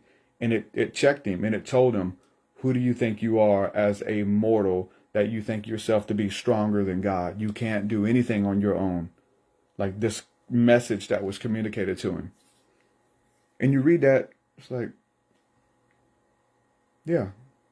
So the paranormal and, spirituality, it's all in there. It's all in there. And it's amazing. We are supposed to be the ones to steward that and to know it. And we are. There's no supposed to nothing. If you're called according to his purpose, you're the reason you're hanging out on this stream. And it's not just this stream. It's not just this religion. It's not just, it's God's people all over the world and worlds who we need. You'll find this. When the angels come, when the angels show themselves, there's something that it repeats in the Bible. It's through at times of adversity. That's the word that it uses. Through times of great adversity. When Moses was calling out for help and the children of Israel were enslaved. Well, they weren't even the children of Israel yet, but they were in Egypt in bondage. The angels came to Moses. It's systematic. It was a time of great trouble, and the people were in need. You see that it echoes in the New Testament in the book of Acts. Stephen begins to quote this to the Pharisees, and you get a little bit more context there. But you'll start to see that on and on, that when the enemy comes in like a flood, then God raises up a standard. He's doing it now. We just thought that the help would come from out there. You have to attune yourself to receive, to be taught, to speak the word of truth. That's how this works. We want everybody else to do it. You hear that quote a lot. Nobody's coming to save you. We are the ones we're waiting for. It is Christ. You just can't see him until you can. Then you already know, oh man, help is already here. Christ is already here. They get mad at us when we talk about that Christ is here in you. Christ in you, the hope of glory. Because that eliminates the putting it off on somebody else. It's your turn. You have to be. What Jesus was for you, listen to me. What Jesus was for you, you have to be that for somebody else. No way around it. But he died on the cross. And yeah, you got to take up your cross. Take up your cross and follow. There's no way around it. You're becoming that for somebody else.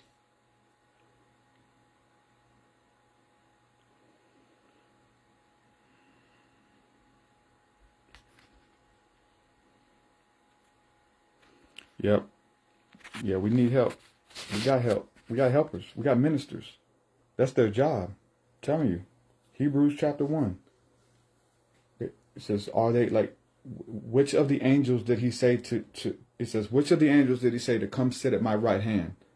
But the angels, all of them, are sent to be ministers to the children who are to inherit salvation, eternal life. They're ministering spirits. So here's what I'll tell you. You want to know their names. It helps. You can know their names when they reveal it to you. Sometimes that name could be revealed in a download, in a dream, or in a movie or something like that, for sure.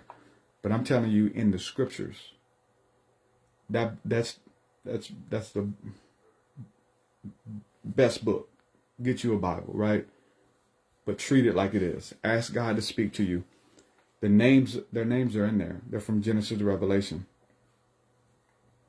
There is not one name that you can read that's not an entity. I'm not the first person who came up with that. I remember I thought I was. Pretty crazy. It's a new doctrine. You made it up. Nah. I remember when they came to me and showed me who came up with this. These are people way beyond my pay grade that are long gone from here. This was their work. Had no idea. I come into alignment, wanting to know, ideas, prayer. They begin to come to you. Hey, will you carry my torch? Yeah, I'll do my best. And then study to show yourself approved. Boom, you're doing it. How did you handle it? Oh, you're using this to hurt people. You're cut off. But when you fall into alignment with your order,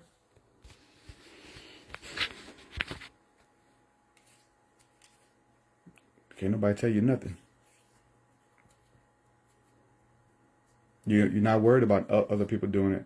It's still there. You still hope and want people to awaken, because we can help. We need to help each other. So, living people, at least people on the earth, like, we need to do it for each other and help and show love and show grace. But we all have an order that we're from. And that's what a star seed is. You ask them about the star seed. The order is where you came from. And you're in alignment, and they're watching over you from where you came from. Astrology, yeah. Yeah, they're in the stars. Yep. And they travel back and forth from the stars. From heaven to earth, but to you.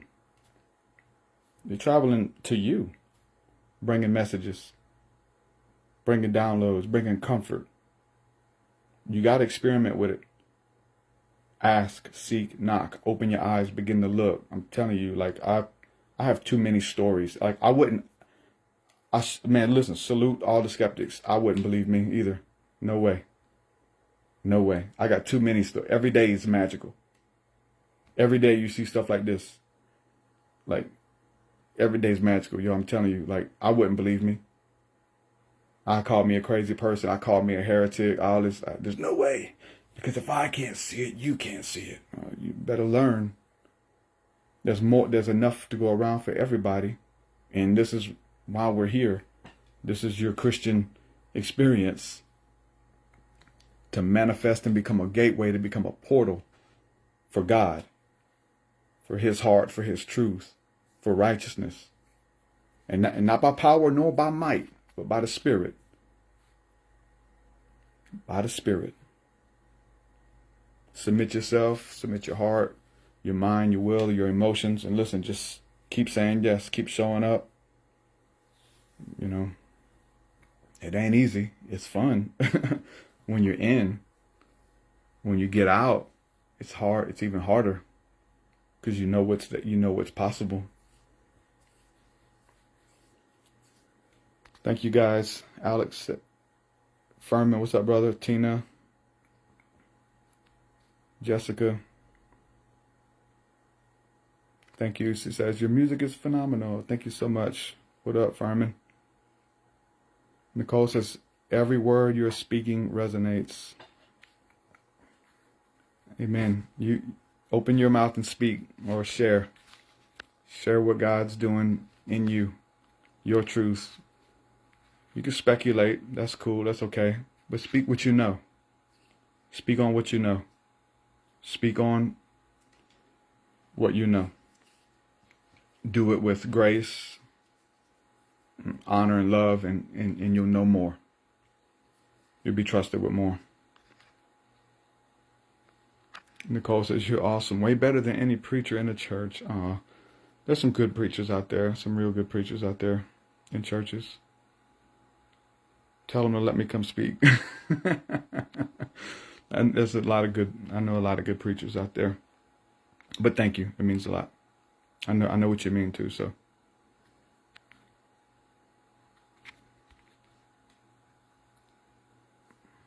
Sean says, I have so many stories also. People may believe one, but when I start revealing more, they start thinking, well, I don't know, right? Because I don't shut up. You get them on that first one, and it's like, well, but I want to prove to you. Like, I don't want to just prove to you. And like, I tell people this, because this is what we can do. Cite your sources. Prove your downloads. In the Bible, that's cool for sure. But know that if it's in there, it's probably in every other ancient text too. There's probably a lot of books on it. Cite your sources. They'll tell you. They'll tell you what books they're in. They'll tell you, you know, and maybe you don't need to. I'm a nerd when it comes to that. You know, I like to challenge people to, you know, dive in and get receipts. Because you can. Because the next thing that comes if you don't is, oh, we don't need the Bible because it's not in there.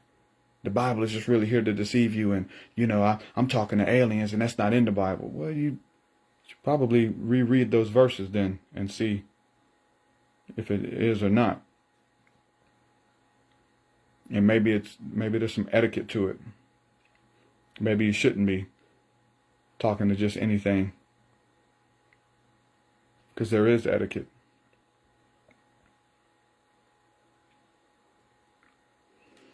That's it. Alex says, you don't have to prove nothing to me. The void is real. Yeah. It's whatever. It's like whatever you need. It's just all here. I love it. It's just so fun. All of it. Not just one thing too.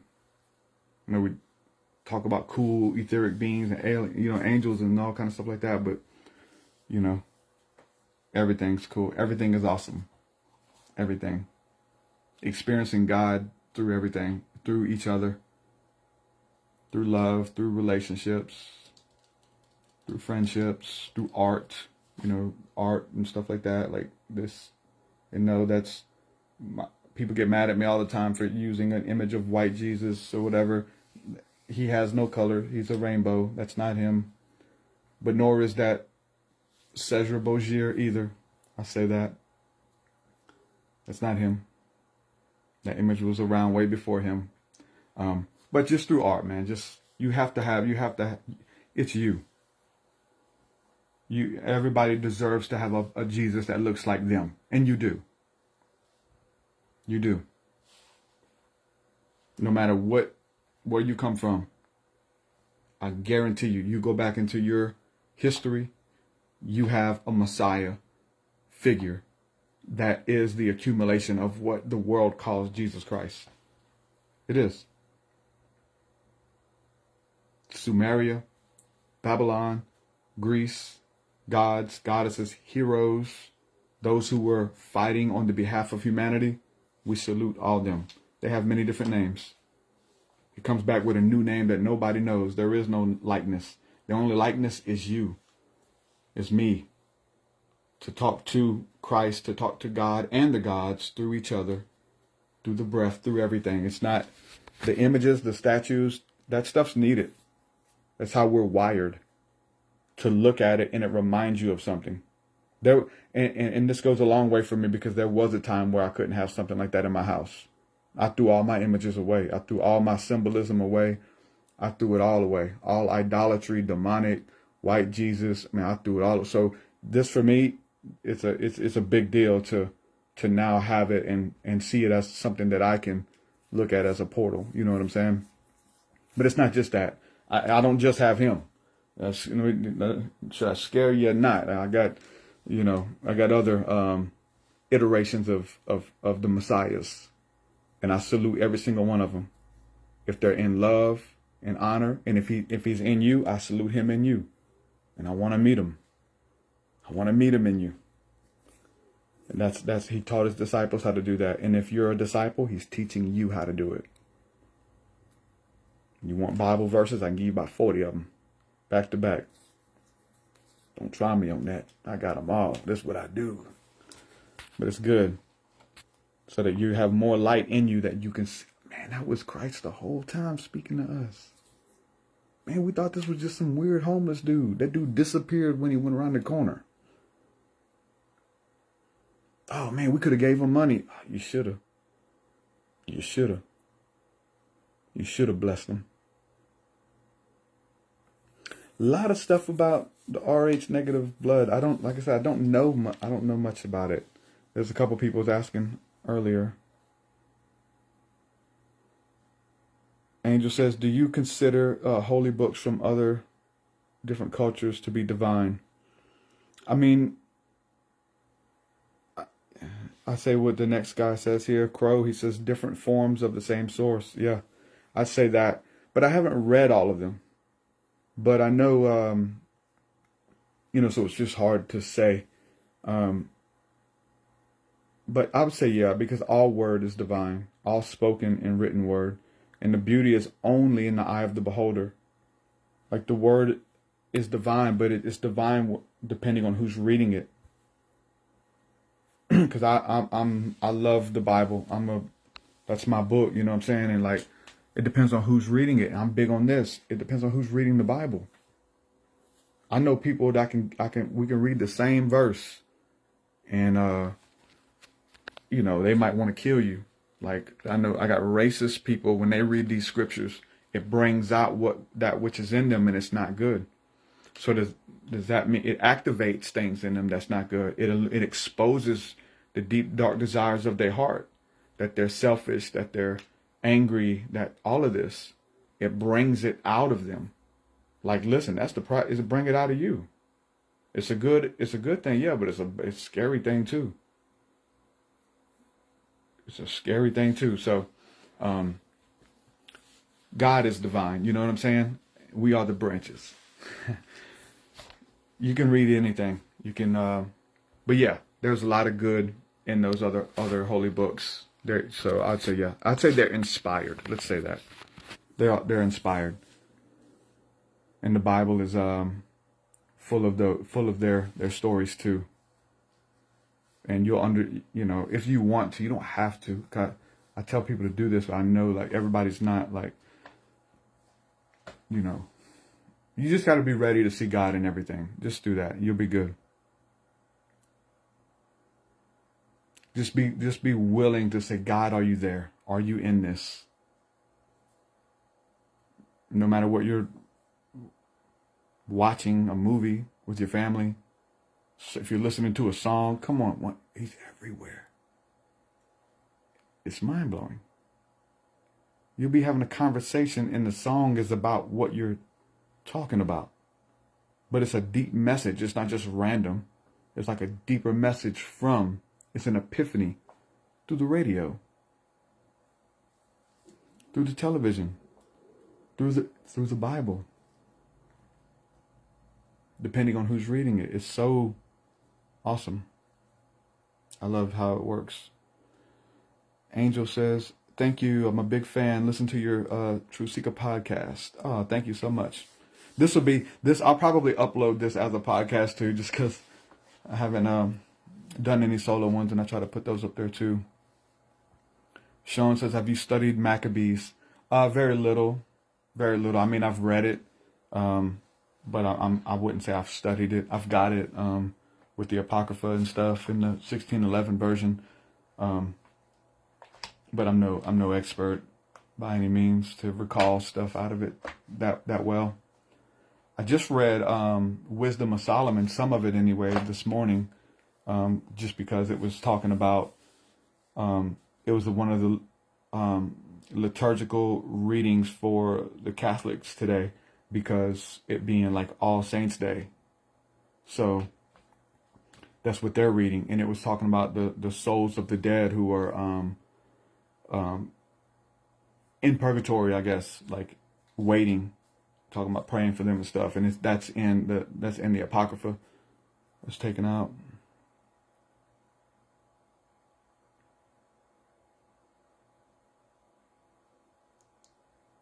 There you go, show. Says, I find when I'm at war with myself about my belief, the moment my belief comes, the cause of such, my belief becomes my prison. Denise says, are you going to write another book? I've been working on, I just need to finish it because it's already written, but my lyric book.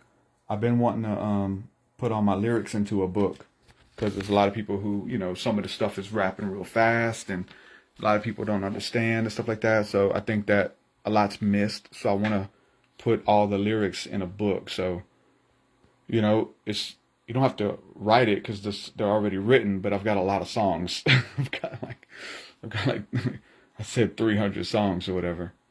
I got a lot of songs. So I just got to get those finished and then put in book format to release. So I want to do that. I was working on a lot of other, just like devotionals and stuff like that, but I do write a lot, and I've written a lot. Everything's scattered. I'm just getting to where I'm trying to piece it together. It's very hard because all of it goes together, and it's easy to start writing and then change the subject, just like it's easy to start talking and change the subject, because it's hard to mention one thing without giving you this big nugget and this big background. Like, I'm trying to, it's a universe where all things are connected. Even today, I was writing about some of the different names of the Greek gods and goddesses that are in the Bible. And as I'm quoting one, talking about Venus and Aphrodite, that's in the Bible, I went to quote, I'm writing about it and giving the context and stuff. And then I quote another verse where she's mentioned. It was in the book of Philemon. And I just mentioned Philemon, right? So that's how it works. So as I quote this other verse, it's interesting because the book of Philemon is actually the name that comes from, this kind of thing. So it all ties together for me. It's sending you on some beautiful rabbit trails, but when it comes together to keep everything in context, it can be easy. Easy to get off and whatever.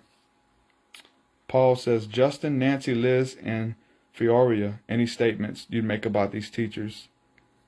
Yeah, I don't, I'm assuming, I don't know who Fioria is.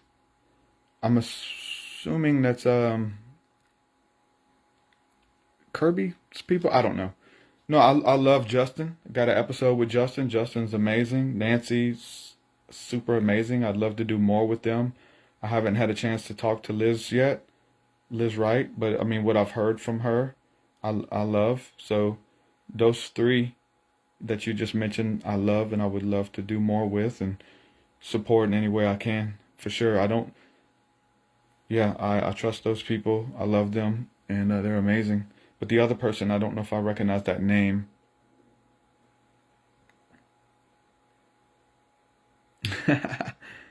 Shiloah says, I can't wait for the lyric book. I literally pause and rewind so many of your songs to write down the verse to just digest it. Thank you so much. Your songs are always magical or something. Yeah, thank you. I know, right? My words come back to do that for me. I write them. I've been talking about this. Words are magical. I'm telling you, like, they come back to, revisit you in depth and stuff. And for me, it's like, man, I write them one way, and in a few years and life goes by, and it's like I start experiencing those lyrics that I wrote in passing in a whole deeper way. It's been amazing. All right, Deb. See you later. I'll see you tonight, Deb, on the School of the Mystics. Yes, my music is on YouTube. Yeah. You gotta check it on YouTube. You gotta search because like I do like the music videos are cool, especially the old ones. I put a lot of movie quotes and trying to like show images and artwork and stuff. I put a lot of work into it back in the day. Taffy says Solomon chapter 1 verse 5 says I am black. So then he was a black prophet. No, I don't believe that. I don't believe that. It could be, you know, in one sense. But another, Job said, my skin has become black. Black is black is this. Check this out. So we were talking about spiritual and divine beings. Black is not just the absence of light in that sense of just like opposite of white. Black is to absorb light. I'm wearing black, right? I wear a lot of black. That's what I wear. Black absorbs light. It absorbs all colors, frequencies, so that people who are real empathic. Johnny Cash has a song, Man in Black, and it's about someone who carries the burdens of the people, one who would like absorb and carry your other people's burdens in real. So yeah, color, you got to be careful what colors you wear, but what do you do with the colors, right? What are you doing with the absorption? You're taking it upon yourself, yes, but are you transmuting it and giving it to God, right? So black is the absorption of light, and it's linked to divine beings and shadow beings that consume light. In the book of Job, anyway, I'll say that. I'm not 100% on the Solomon one, but yeah, I remember I used to run with the Black Hebrew Israelites, and they taught a lot of that stuff. But then I started talking to and working with on the job Christians who were in the Ku Klux Klan here in Mississippi, and I found out really quick that the flesh profiteth nothing, and a true Israelite is one within, and it's not about the color of a person's skin. You don't identify, you know, somebody is good or bad or evil. You know, people did that and they still do that, and it's not right.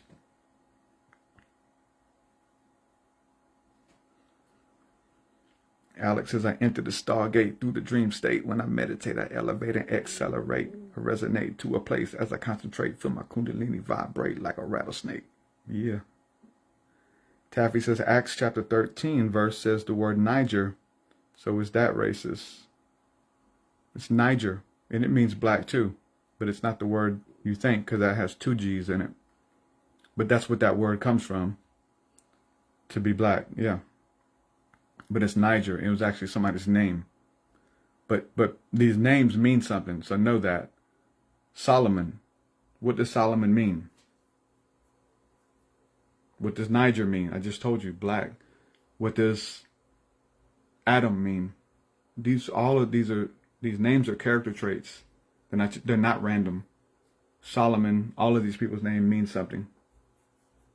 And they're really beautiful. They'll unlock not just the Bible, but the universe, man, when you begin to figure their names out.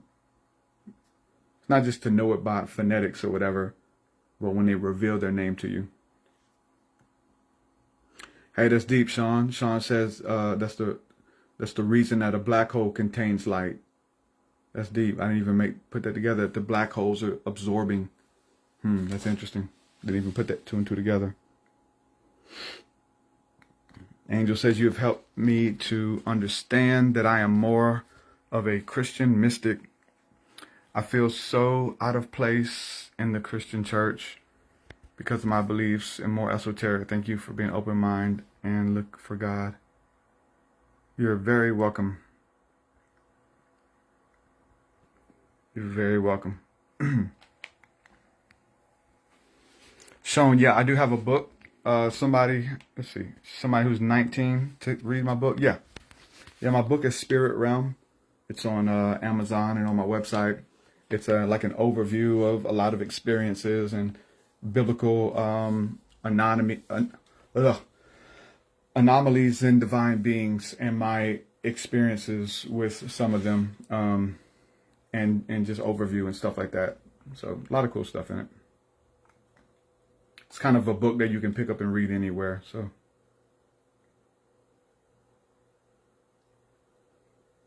I'm just going to answer maybe a few more comments real quick if I jump off here. We are doing a hangout tonight for those who are partners and stuff on the Patreon or Facebook or Seer School or whatever. It's a private Discord, and if you're on there, you'll get an email. For those of you who want to hang out with us, there's more like you. You're not alone. There's more like me. That's what I gotta tell people. There's more people just like me. You know, think, man, there's nobody out here like us. Like, no, that's what the enemy wants you to think, that we're alone. There's more of us that are for us than are against us. We got this. We got it.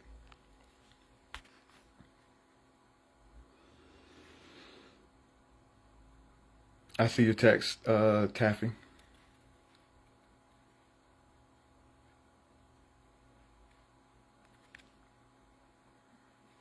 Solomon, soul of man. Yep, there you go. Yes, Solomon, you got Saul, or soul, is the name of our son. So you have Solomon's name is light, light, light.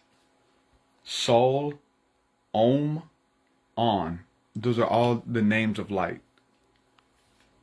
So pretty much safe to say Solomon is a light worker, a light being, one who comes from the light, from soul, from the sun. That's his name.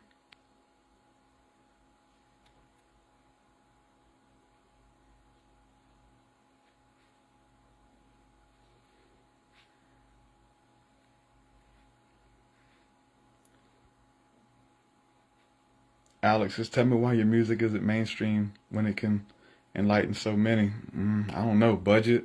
Right people ain't heard it. I don't know. It's different. Maybe it's just not like catchy. I don't know. I have no idea. I mean, I don't even promote it a lot. I just like the fact that people find it randomly. I just love how it's just out there like as a seed, you know? And people find it by searching certain things or like when they're supposed to. I love it. Christy says there's a guy on YouTube that says don't go to the white light when we die. He says it's a soul net and forces us to reincarnate back into slavery. He says go to the darkness instead. Does that sound right? No, it doesn't sound right. That's becoming real popular. David Icke has been pushing that, talking about the Matrix and stuff, Soul Matrix, and the trick is to go into the light. But if you go in there, you reincarnate back. No, I don't buy any of that.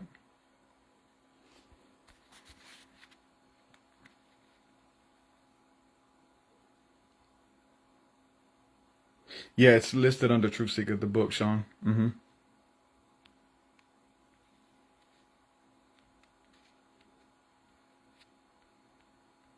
Oh, that's cool, Angel. Says, thanks for the breakdown. I named my son Solomon. Heck yeah. The central sun within. Cool, cool. Well, I enjoyed it. Thank you guys for hanging out with me. It's been a while since I did a solo hangout. I'm going to be gone for the next couple of days, going out of town with Gil Hodges from Kingdom Talks.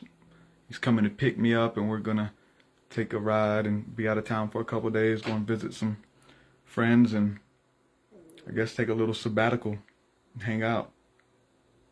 See what God's got for me.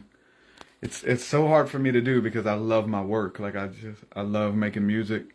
I love studying. I love laying in the grass. But I'll be doing that just in another place, I guess. I'll be doing that somewhere else. I'll be laying in the grass, looking at the clouds, listening to the wind, looking at the sun, looking at the trees, reading the Bible. Just wherever I'm at. Trying to anyway.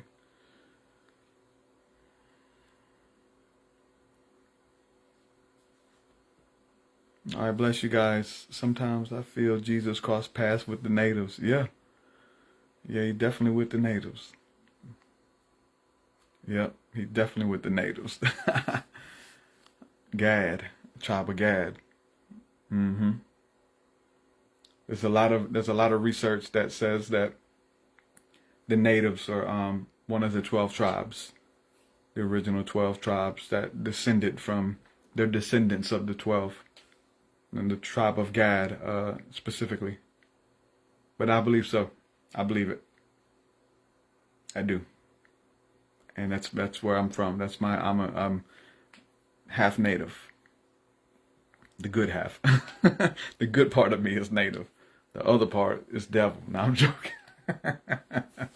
Yeah. We got both natures in us, y'all. They tricked us, man. We have good, loving, caring nature in us, and we got a bad nature too that we wrestle with. Nobody's all good or all bad. And yeah, believe that. Gad is the first name of your older brother. That's what's up. Man, I haven't even read it yet. I'm big on these hidden books or lost books anyway. And I didn't know, I've done like teachings on it and stuff, but recently, I don't know how recent, but they have translations of the book of Gad the seer. Because the book of Gad is mentioned in the Bible, and there's some things that like God was teaching me, like downloads through the Bible, no references, nowhere. That's how you know Spirit's teaching you, because there's no influence. And it's understandings that make you question yourself. Like, what? Is this real? And I read a synopsis of the book of Gad and some of the titles of the chapters and stuff, and it was stuff that God was showing me in the scriptures, and stuff that Solomon had operated in, if you will, that Gad the seer wrote about David doing the same. And I forgot, if you check my notes, all my notes, you can't check them on here. I can check them, but you'll see the thing. I gave a discourse in my notes in my study to write to connecting these words and stuff, and it's like super deep, super fun for me. But then I found that like you get there organically, and then you can cite the source. So I haven't even read Gad the seer, but I read the title of this chapter was about, I'll just tell you, David working with spirits like Solomon did. Like that was what God was showing me in the spirit and in the scriptures. By looking up words, by putting two and two together from other stuff. I was seeing it there, and I was reading these people that would come before David in the Bible. And you look up their names, and some of them had no names, but they had these weird titles. And then you read Solomon and how he did it. I was like, wow, David's doing the same thing. David's interrogating spirits. I never heard this nowhere. Never heard this anywhere. I know Solomon was doing it, for sure. We know so, and there's all kinds of stuff about. Solomonic magic is that, but the Testament of Solomon goes into detail on that. But as I'm reading, I'm like, David's doing the same thing Solomon was. Because I thought it was humans. As you read it, you're like humans, but then you look up where they're from, and it says they're from the stars and from the, oh Lord, yeah, in your Bible. That's what I'm saying, man. Open your Bibles, man. Get in. It's fun, man. Let God teach you. When God breaks that stuff open to you, man, listen, your stuff will keep you out. I can't wait to dive in. I have to make myself stop reading. And I have to say, I'm not reading the Bible today. I don't know if it's a good idea. I just know how long, I just dive in for hours and hours and hours. And I'm like, let me just be faithful with what you've already given me. So maybe I don't need to read anymore until I, can teach this stuff or put it out there. But I guess that's what changes it though, because I read it for me, and that's what I think qualifies you to share it.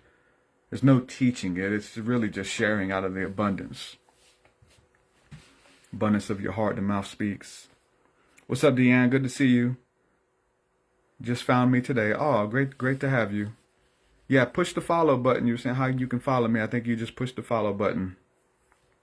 I'm trying to answer these two more, and I'm gonna go. Jessica, what's up, my friend? Good to see you. Jessica says, what is your view of shadow work?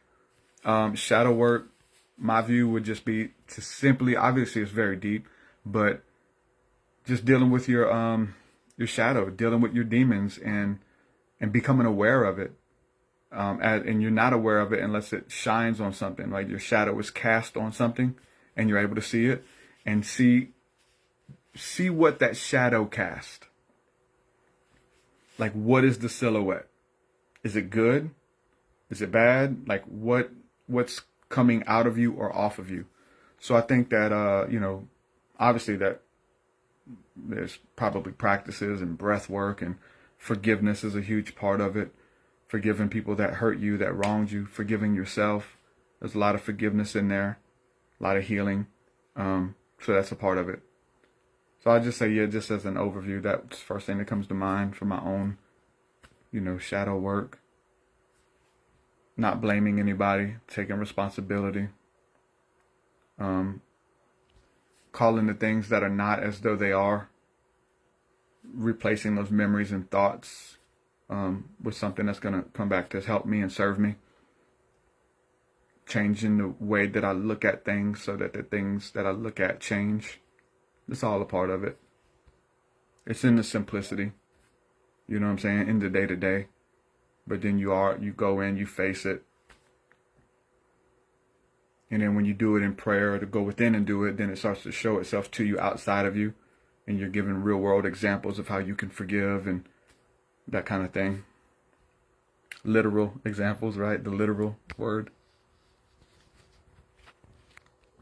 There was this other one I wanted to answer right after awakened.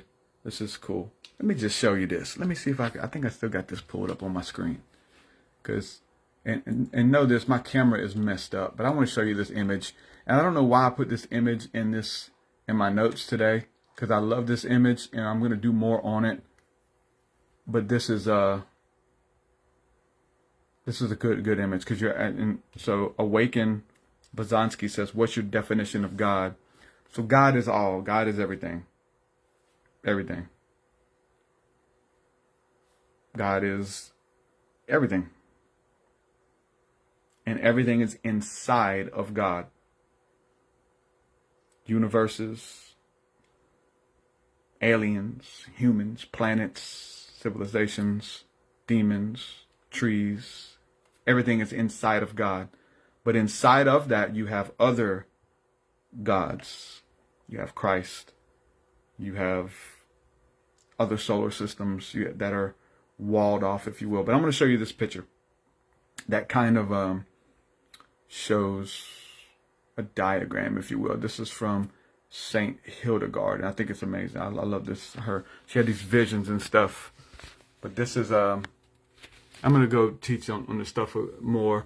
It's really deep. This was the visions that God gave her. But you'll see that you have God, and God is like the border or the thing that everything is in. And he's the head. And then under God, you have a divine being or a universe or whatever. So this would be, we can get deep into this, and there's probably better diagrams. I just really like this one. You can even call this a firmament. A world that's holding everything within it. And within it, you'll see that there are different beings. There's different animals and their breath that they have. But above them, there is a personification that is the world. So you have worlds, and within worlds are wheels within wheels. And then you have the human right here, right?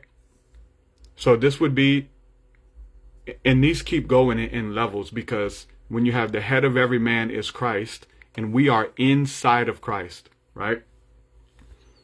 But there's different divine beings, I guess, even for, my flat earth friends and stuff, with the dome or the circle, the wheels, you have the water here, that this firmament here would block you off from. It's the separation of the the waters above and the waters below.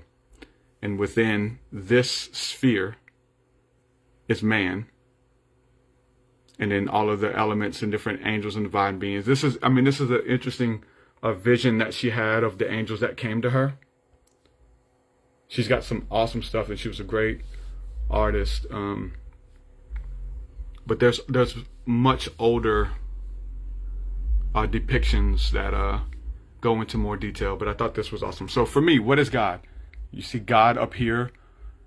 I can read about her. I don't even know exactly if this is what, she thought that was God or Christ, because to be honest with you, I may be off, because she has pictures of other divine beings that she drew, but most of them had an angel, and then Christ was above the angel. So I don't know, but what you're getting is God would be everything that all of the world. So just imagine universes in there. Imagine universes in there. A lot of the angels look like that, in the sense of this. If you're not up close, they'll look like a sphere. A lot of them look like spheres, and maybe a disc. I don't know. I don't know if I've seen them straight or whatever, but circles, and literally like the angels around the sun, but they're inside of another sphere. It's a wheel within a wheel. So anyway, I wanted to show that, but that's how I see God. I see God as being the all-inclusive, that everything is within. God is not I'd say that, what was the analogy I used to use? Like if you have a house and you have a table, right? Table inside of a house. Like, God is not the table, but on top of the table there's something, right? And it just moves out to the table, whatever's on top of it, and then the house, and then the city, and then the worlds. So God is in all, and Christ through all. Everything. God is in it all. And it's up for you and for me to be able to see it. To be able to identify it. Again, people, signs, symbols, circumstances, situations, music. I just went to this concert. They was asking me about the healing concert. And this is like really like my wife said this. She said it's kind of like the white version of Native Americans. I think they're like Nordic or whatever, and there's a lot of drums, but they're like singing in their native language, and it sounds scary because we don't know it. Like people are like, this is a Christian, but if you look up the lyrics, it's like, oh, this is good, talking about healing the land and all kind of just amazing lyrics, to be honest with you. But to look at something like that, this is them right here. Just my things pulled up, so wearing like animal stuff, and that's a painting somebody did of them. Anyway, I thought that was cool. But I say, are they Christian? Is that of God? And that's up. I'll say yeah, because I can see God. I see God in it. I see oneness. I see love. They talk about life, death, resurrection, the seasons. If God isn't in those things, he's somewhere. And so it's up to us to look and just say, I see you. I see him. I know I'm in this situation. I know got people, loved ones dying around me. Man, got all this going on. And there is no God, man. He's in it somewhere. Find something to be grateful for. Be thankful for the time you had with the person. That's God. Man, thank you for bringing the people in my life. Versus the other hand, God took them away from me. This place is temporary. Man, say thank you for just getting an opportunity and him believing in you to let you come here, to give you a chance to shine, to come experience, to breathe this air. Like, come on, it's in you. You're the one. who says if God's in it or isn't. And it is contingent upon what you say. So God is in this place. God is in control. No, Illuminati's in control. The Illuminati. Nah, man, God's got this. God is in control. God's got this. This place is temporary. Whatever happens when the powers get turned over, they don't exist. They're destroyed. The wicked will be dismayed. They're not in control. Why? I said that. That's what I believe. You don't have to believe it. Angels and aliens, you don't have to believe it. You don't have to. Man, I wouldn't. I just told you I wouldn't believe me either. I wouldn't believe me either. You shouldn't believe me. You shouldn't believe any of these talking heads on here. You should believe God. You should believe Christ. And you should formulate that relationship where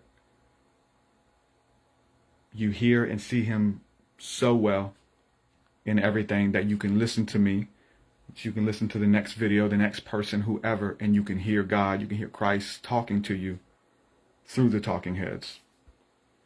That's Bible. It's the name of the game. Everyday people lie to God too. What makes you think that they won't lie to you. It's in here. You can do that. You're doing a great job. Expand it. God's going to give increase to it. I just pray for you guys even now, Father, that you would lean into the beautiful things that my friends are entertaining. Lord, that the beautiful things in their life, the goodness, the peace, the grace, the mercy, the awe, the wonder, Lord, that it would just expand in their life even now. That they would be protective of their intention, their attention, and their energy. And they wouldn't just give it away freely to advertising and to conspiracies and to endless genealogies and endless evil stuff. No, Father, but they would be protective over it. That they can choose where they give their vision. We know David said that I've made a covenant with my eyes that I will not look upon the thing which is evil. It shall by no means cling to me. Father, I pray that my friends here, Lord, that as they gaze at you, even through other things, whether it is a television, whether it is a Facebook personality or something, Lord, that they can hear you and see you in it. Because you are that which is good, Father. We thank you for that. That's good ground to give, Father. That's something that, Lord, I know that your divine waters, your mercy, Lord, you would water that. You would give increase. I pray. I thank you so much for the work that you're doing in our hearts and in our minds continually. We love you so much. We thank you. We thank you. We thank you. And if you believe that, take a deep breath in with me in the nostrils and just say thank you to the Father. If you believe it, amen, amen, and amen. Thank y'all for hanging out. Love this. I love talking about God and the mysteries of the kingdom. And thank you for listening to me and sharing your stuff with me too. Because I'm listening, I'm looking for him, not just in the Bible, not just sitting in the field or whatever, but through conversation, through life, through you guys, through the comments, through our hangout sessions, all this stuff. We're listening and looking. We're listening and looking. They think we're not. They think we're not. We're just protective of where we give our energy. So I pray you do that too, so that you have more to give that which is good, and Christ will honor you through that. Man, that's when you understand that. I got to get off of here. But when you understand that your attention is currency in the kingdom. Your money is, for sure, but your money is energy and attention, and it's time. Heart, it's blood, sweat, tears went into all of this, and then you get to choose where you spend it. My God, I say thank you. Thank you for believing in me, for watching this, and just for being here. Even there's people who come and naysayers and haters and stuff. Man, I say I make them mad, but hey, thank you. Thank you for being here. You're here for a reason. Each and every one of you are. I love you guys, and we'll do it again. Thanks for being here. Shalom, everybody. Peace, peace.